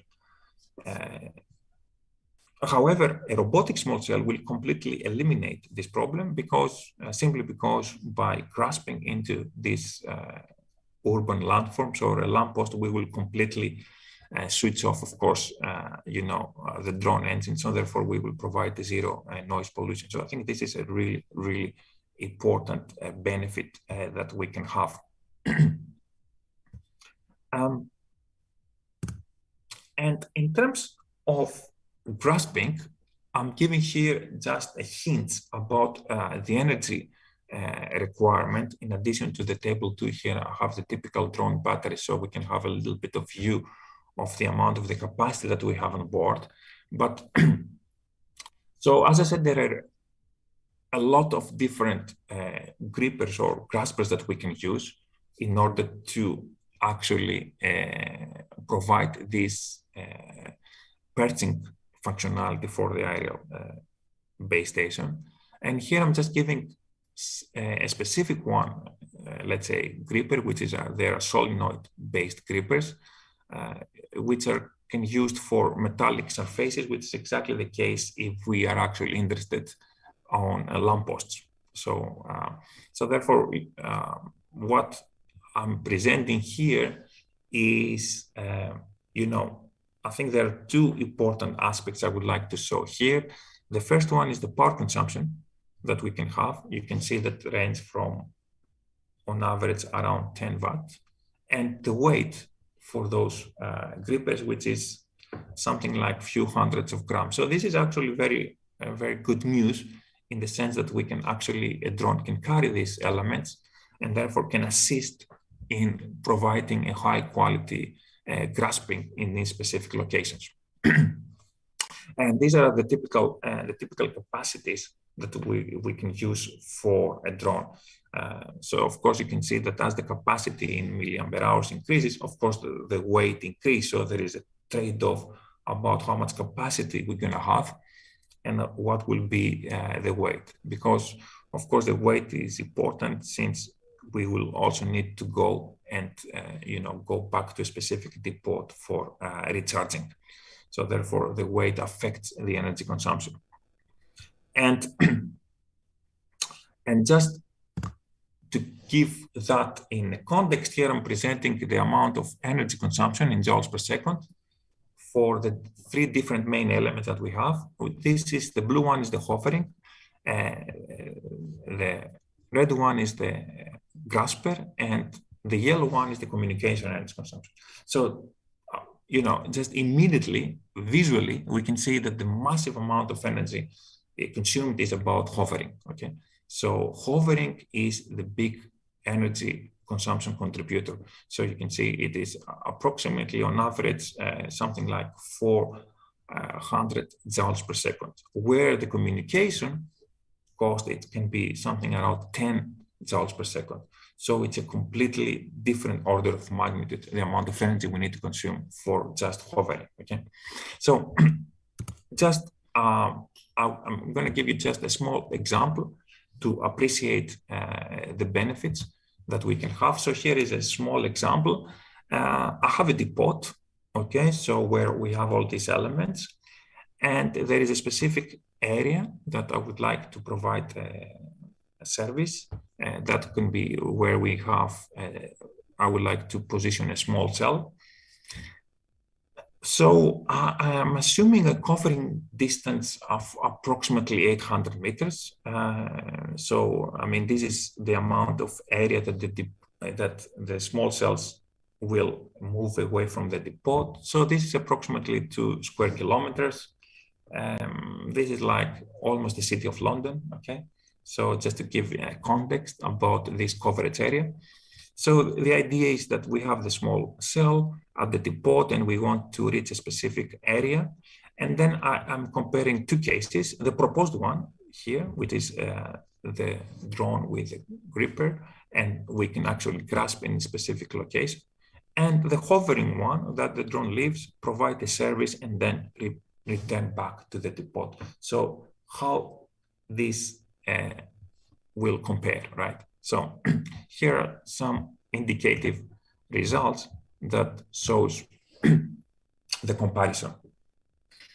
So I have here this table where the first one, it shows the nominal case, what we have today, the aerial base station. And based on this specific characteristic, you can see that the service time is quite small, right? Because the range is quite high. And for this nominal, let's say, values that I'm using here, you can provide the service up to 5 minutes, right? And then you have to go back to your depot for recharging. However, if you do grasping, you can see that, and of course, depending on the weight of your, let's say, the overall weight that you have, you can see that the amount of time you spend for serving can be substantially increased. All in all, what we can see that the RABs can provide a service time which can be up to or more than 35 times compared to the nominal hovering-based operation. Now, if we assume that the energy consumption of the gripper is minimized or is actually completely zero, which is possible because there are some mechanical grippers that as soon as you grasp, you don't consume any energy, so they're energy neutral grippers, then we can have an almost 6 hours availability of this small cell that can really act as a 6G small cell before having to return to depot for recharging. So therefore, we can actually move to a specific location, serve for 6 hours, and then have to come back to the depot. Okay, so this is a massive improvement compared to the, let's say, traditional aerial base station, which we can only serve a couple of minutes, and then you have to come back to the depot for charging. Okay, So I don't want to overrun. So some conclusions. I think it is for 6G, as we're moving higher into the frequency band, deploying urban small cells, it is very, very important in order to provide the ubiquitous high, let's say, capacity network connectivity for 6G. But as we're moving higher in the frequency and we want to provide ubiquitous high capacity, this means that scalability and economic cost becomes a big, a big problem. So therefore, what we are proposing, robotic aerial small cells, can provide an attractive alternative to fixed small cells, right? Or even to fixed small cells due to their flexibility, on-demand deployment, and reuse in different areas as needed to ease congestion episodes if we have in specific geographical location and extend and improve network coverage. Of course, in order to create industrial, let's call them carrier grade level bespoke robotic aerial small cells, by an operator, there is a lot of research that need to be done. So I'm giving here some bullet points of some research that we are currently doing in that area, which range from network management of those elements and what is the optimal deployment of those elements, to, of course, working with colleagues more in the robotic area of how we can actually design specific grippers for such aerial base stations. And okay, so here's some further reading for those of you interested in the topic. We have published these papers in that area, which is more, as I said, about optimal deployment and how we can use these elements even for relaying. So not only for serving, but as well as for relaying in order to improve network capacity. And with that, I would like to thank you. And if there is any questions, I will be happy to provide, try to answer your question. Yeah, thank you so much.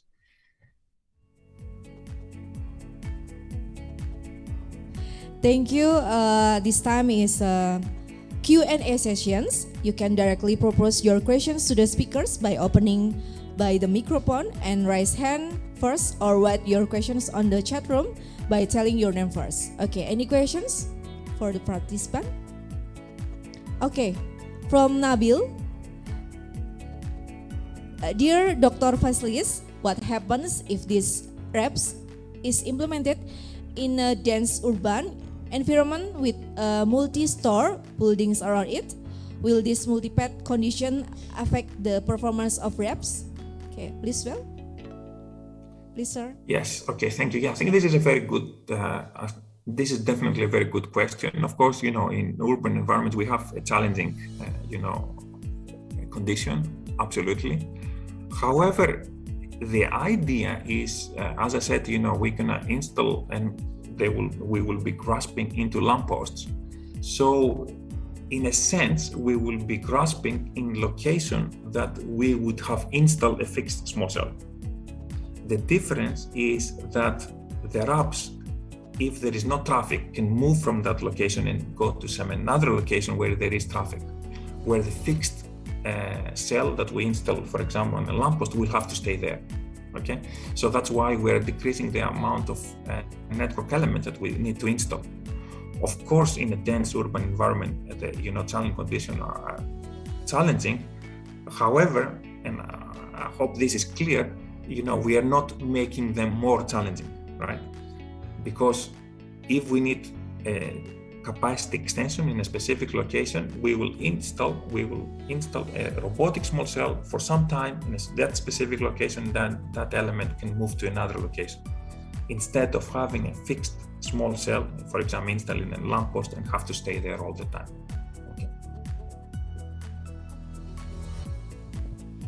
Okay, the next question from Dr. Arifin Nugroho. Yeah, yes. Please, you can open mic and ask your answer. Thank you, moderator. And hello, Vasilis. Hello. Hi. Yeah, it is very interesting that you have been sharing with us in this ComNetSat. On behalf of the committee, would like to thank you very much for your support.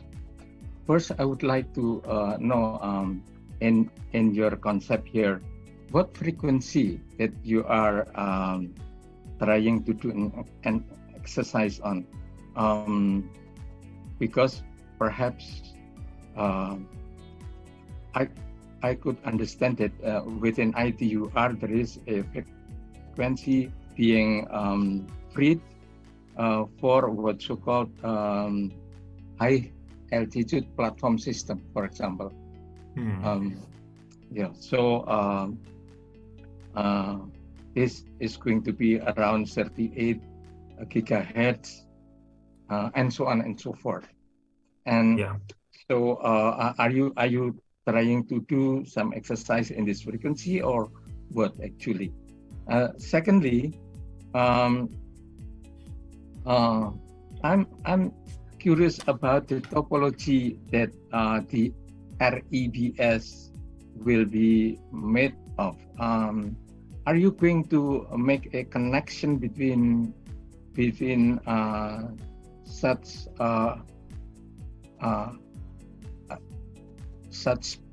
aerial base stations to one another using inter-base stations link or something like that? And if it is so, what frequency are you going to use also? And I understand that it's going to be one way or another a link which goes to the cloud, right? To make sure that the end user could finally reach to whatever data they want to have through this kind of equipment. Last question of mine would be, you did mention that there is some limitation as far as wind and rain, and also power in this case, but and especially here in Indonesia, where the rain is almost all the time. It is more than 170 days, as in UK. I believe it is near 300 days maybe during 1 year, you see. So do you think your applications can be adapted for hubs, high altitude platform system, which is, in my opinion, can give a wider diameter of the surfaces? And also, secondly, if you put instead of aerial, but you are putting, say, for example, airships, this can be more stable in terms of the wind. Perhaps you could put it in the 20 kilometers, for example, altitude, where the wind is much less, and especially in the equator area, I believe. And also there will be no rain at all. And I think also with the big body of airships, I believe there will be a lot of power can be generated within the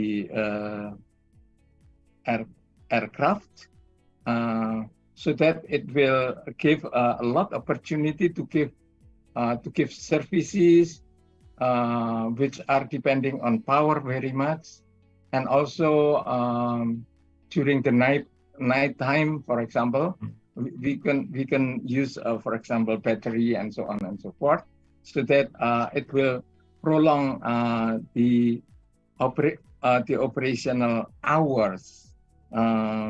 I believe that the technology at the moment is about 5 months 5 months can be achievable.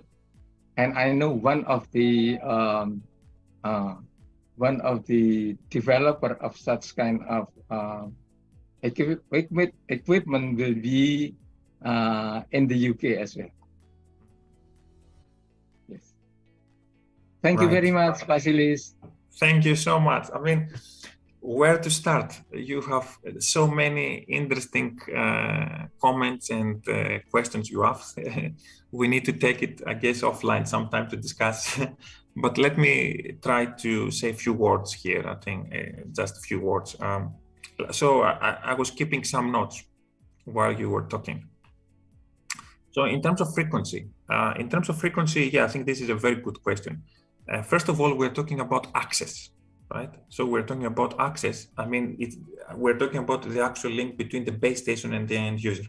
So I think for 5G plus, we're talking about, you know, a nominal frequency will be around the, you know, the typical millimeter wave that we have today, or for 5G plus, which is 28 gigahertz.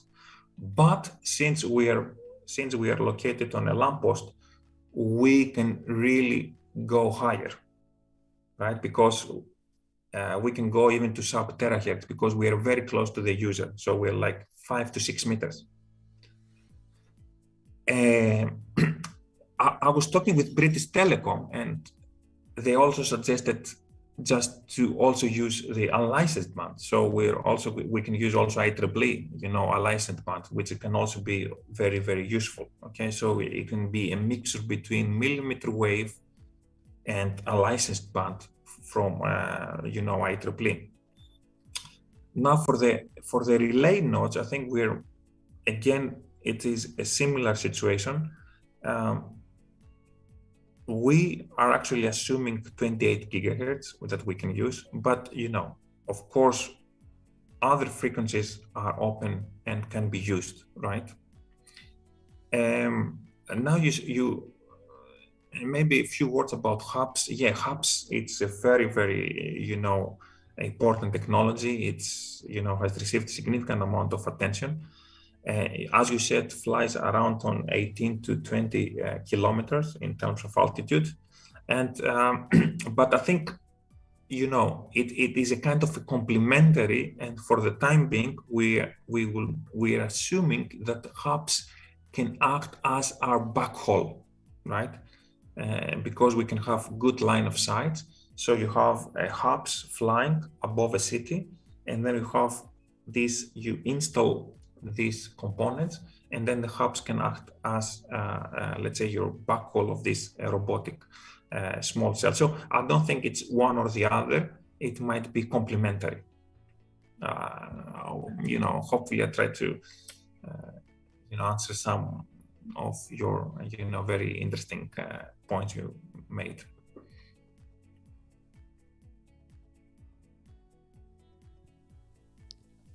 Okay, I think it's enough.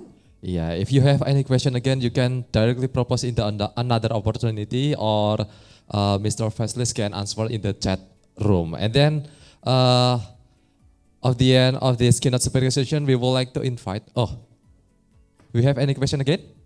Oh no, okay, you can directly propose in another opportunity, or Mr. Vasilis can answer in the chat room, okay?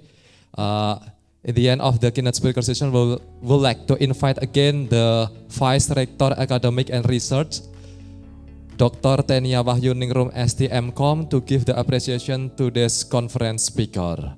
Okay, Dr. Tenia. Thank you. Okay, we take a picture first. Okay, 1, 2, 3. Okay, one more?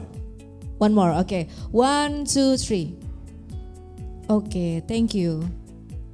Okay, thank you very much to all keynote speaker session today conference, and also the chairman of the event, Dr. Arfianto Fahmi STMT, and Vice Rector Academic and Research, Dr. Tenia Wahyuningrum STMcom. According to the statistic report ComNetSat 2022, total submission paper is 150, with accepted paper is 88, so that the ratio accepted is 59%. Based on country distribution, the first country of authorship is Indonesia with 226 authors. The second place is Vietnam with 23 authors, and the third place is Italy with 13, and followed by India with 7 authors. Canada and Australia, each of them have 4 authors, and then Malaysia, Japan, China, Iraq, each of them have 2 authors. And the last, United Kingdom, Netherlands, Morocco, Pakistan, and South Korea, each of them have 1 author. Okay, ladies and gentlemen, and all the participants, before we move to the parallel session, which divide into 5 breakout rooms. They are room 1 BPS 0105, room 2 DSA 0105, room 3 DSA 0610, room 4 COM 0105, and then room 5 NET 0105.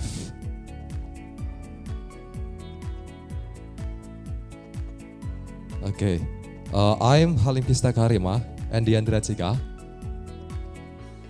We'll leave from this Zoom and will be continued by parallel session. Thank you to all the participants and keynote speaker. Yes. Okay, thank you and wassalamualaikum warahmatullahi wabarakatuh.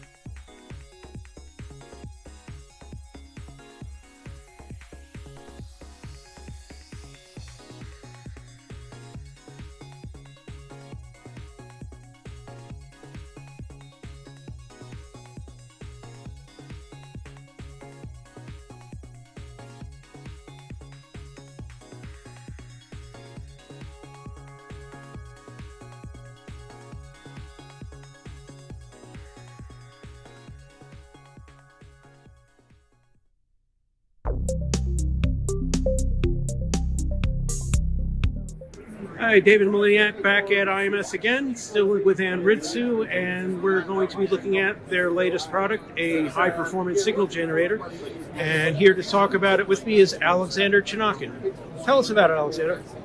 Hello everybody, I am Alexander Chinakin. I am the director of R&D for ANRITSU company, and this year in the beautiful place in Denver we are very glad to present our new very exciting product, rubidium signal microwave signal generators that covers 2 to 20 well actually 9 kilohertz to 20 and 43.5 gigahertz with amazing, fantastic performance. Talking specifically, we have an excellent phase noise, minus 140 dBc per hertz at 10 gigahertz output and 10 kilohertz offset, which is better, actually way better compared to traditional instruments currently available on the market. And it also has a built-in atomic clock which provides ultimate stability. So the signal purity and frequency stability are two main features of this amazing product.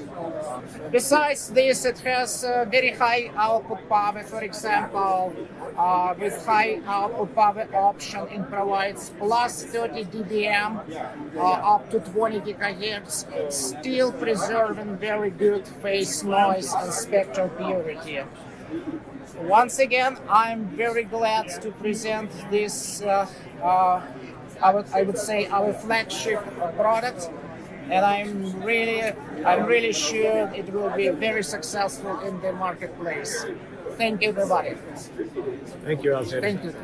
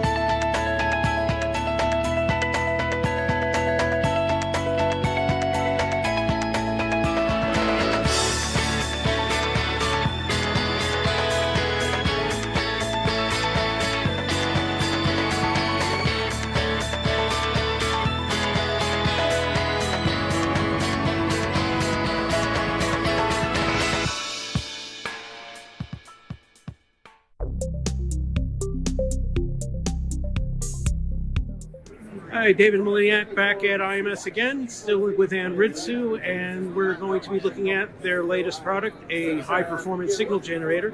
And here to talk about it with me is Alexander Chinakin. Tell us about it, Alexander.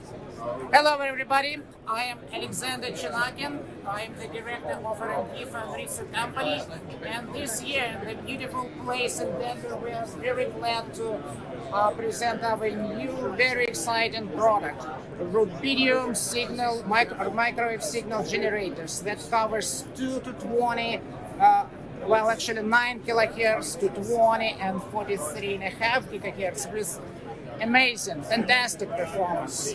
Talking specifically, we have an excellent phase noise, minus 140 dBc per hertz at 10 gigahertz output and 10 kilohertz of set, which is better, actually way better compared to traditional instruments currently available on the market.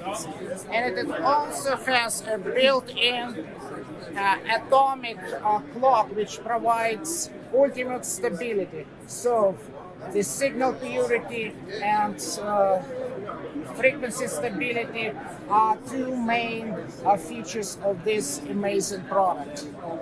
Besides this, it has very high output power, for example, with high output power option, it provides plus 30 dBm up to 20 gigahertz, still preserving very good phase noise and spectral purity.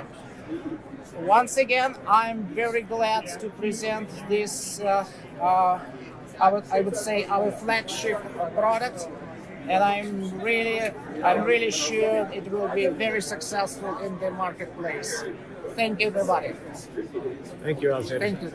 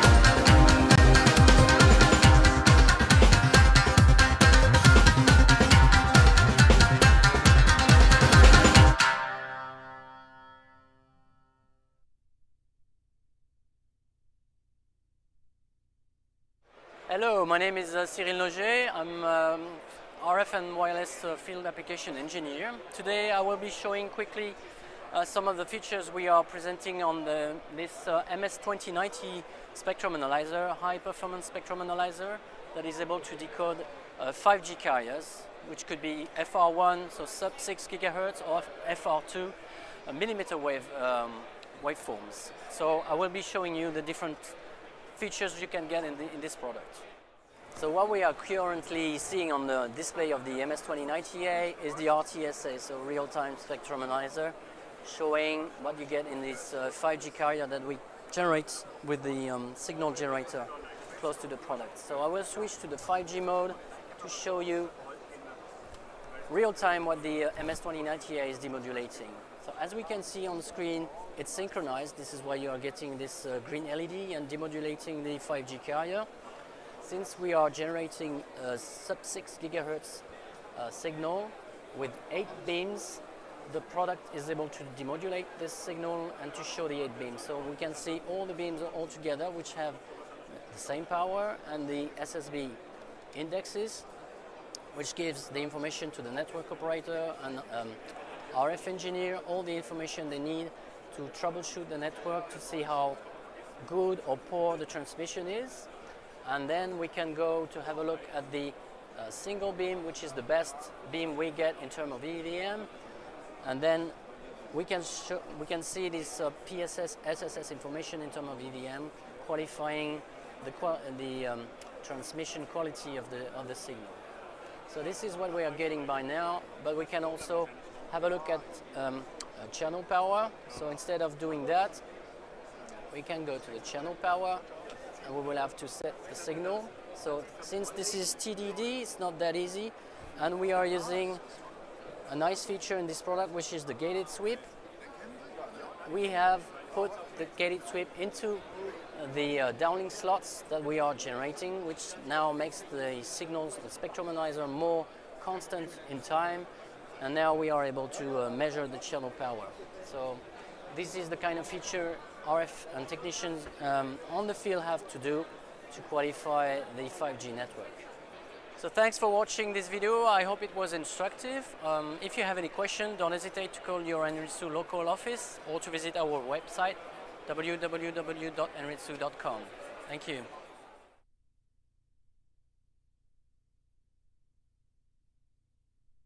Hi, I'm Russell Lindsay, Senior Product Manager with ANRITSU. I'm here to demonstrate the real-time analysis capabilities of our new Fieldmaster Pro MS2090A Field Portable Spectrum Analyzer. I have on the table here two spectrum analyzers, both tuned to the 2.4 gigahertz Wi-Fi Bluetooth bands. Here on the right, we have a typical spectrum analyzer. You see, as it's sweeping through the band, there is quite a bit of activity there. If you were doing monitoring of this, you would see that there are signals in the band. There are signals that cover almost the full 80 or 100 megahertz of the setting here. But it's really hard to see over time what's happening. The signals are bouncing up and down, some are intermittent, some are fairly stable. If I switch this over to a max hold trace, so if I turn this trace on and reset it, you'll see that it does start to build up a bit of a story. I can see different carriers, I can see how it's happening, I can see some of the power levels, but that's going to quickly fill up over time, and all of the nuance of that data is going to be lost. So with a regular swept spectrum analyzer, the gaps in the processing leave me with questions about what's happening over time. So now, if we switch over to our real-time spectrum analyzer, you can see that the full 110 megahertz bandwidth of the MS2090A shows us everything that's happening within this band over time. The data is summarized into this density display where you see in real time the advertising channels of your Bluetooth signals, as well as the data from the other 37 channels bouncing up and down. You also see several fixed Wi-Fi bands and Wi-Fi channels floating through the back. The data is clearly summarized in the display, and if I switch to a spectrogram view, I can see even more of the information where each of the different Bluetooth carriers, as they move through the channels, are shown clearly here, bouncing in their 2 megahertz channels, as well as the advertising channels as they cycle through their process, and then the fixed Wi-Fi channels and the variable Wi-Fi channels as well. So with the real-time spectrum analysis capability, I'm able to clearly read and see the full story of the band as I go through and analyze the signals. Let's take a look at another example of a possible interferer in a wireless telecom signal. I have here both of my spectrum analyzers are tuned to a similar LTE band. On the regular spectrum analyzer, I can see the signal, I can see its bandwidth, and I can see that it has power, but I don't really know much else that's going on. If I were a technician sent out to the field to troubleshoot problems within this band in a specific area, I wouldn't really be able to tell that there was an interferer there. If I look over at my real-time spectrum analyzer, my density display actually gives me a lot more information about what's happening underneath that signal. I can see here that I have my LTE signal with lots of power, but there's something going on in the middle. I have a CW signal that's jamming part of the LTE signal and interfering with the data that's happening there. So if I'm the technician, I can now identify clearly that there's a signal there, and I can use an interference hunting tool to go find that signal, troubleshoot it, and hopefully solve the problem. The last thing I want to demonstrate is the real-time spectrum analyzer's capability to capture intermittent signals, especially in the field. So what I have set up here is a signal generator that's generating an interferer at 24 gigahertz over the air to my spectrum analyzer. Now the analyzer with 110 megahertz of analysis bandwidth and the 40 megahertz RBW gives us a POI of 2.055 microseconds. A POI represents the minimum duration signal that the analyzer can capture at full amplitude accuracy with 100% probability. So with this 2 microsecond pulse that I'm generating from here, I'm able to see that signal and measure the amplitude. Now this right now is set up to a 20% duty cycle. One of the problems that can happen is if that signal is so intermittent that the duty cycle is long, an analyzer might have a hard time capturing it. You'll see here, if I take this period and I extend it out to where I have a 2% duty cycle, I'm still able to measure the signal. I can even go as far as a 0.2% duty cycle, and I'm still measuring my signal and I'm still seeing that, and I can measure the amplitude. Now, apart from just the POI, the analyzer is also able to capture much narrower signals. In this case, the minimum detectable signal of the analyzer is 5 nanoseconds. So I'm going to set my signal generator here to generate a pulse that's much narrower than the regular 2 microseconds. In this case, I'm going to go to 20 nanoseconds.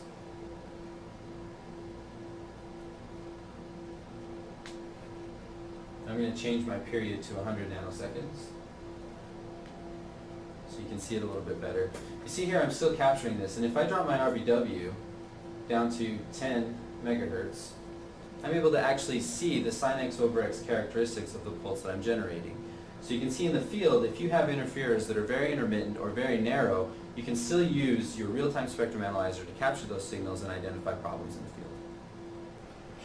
The MS-2090A is the world's highest performance handheld real-time spectrum analyzer. With 110 megahertz of analysis bandwidth and 40 megahertz of RBW and an almost 2 microsecond POI, you'll be able to take lab-level performance out in the field to solve your most difficult challenges.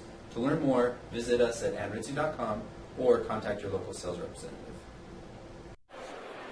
Hi, I'm Russell Lindsay with ANRITSU in Morgan Hill, California. We're here at Mobile World Congress in Barcelona, and we're excited to announce our brand new Fieldmaster Pro MS-2090A, the world's highest performance handheld spectrum analyzer.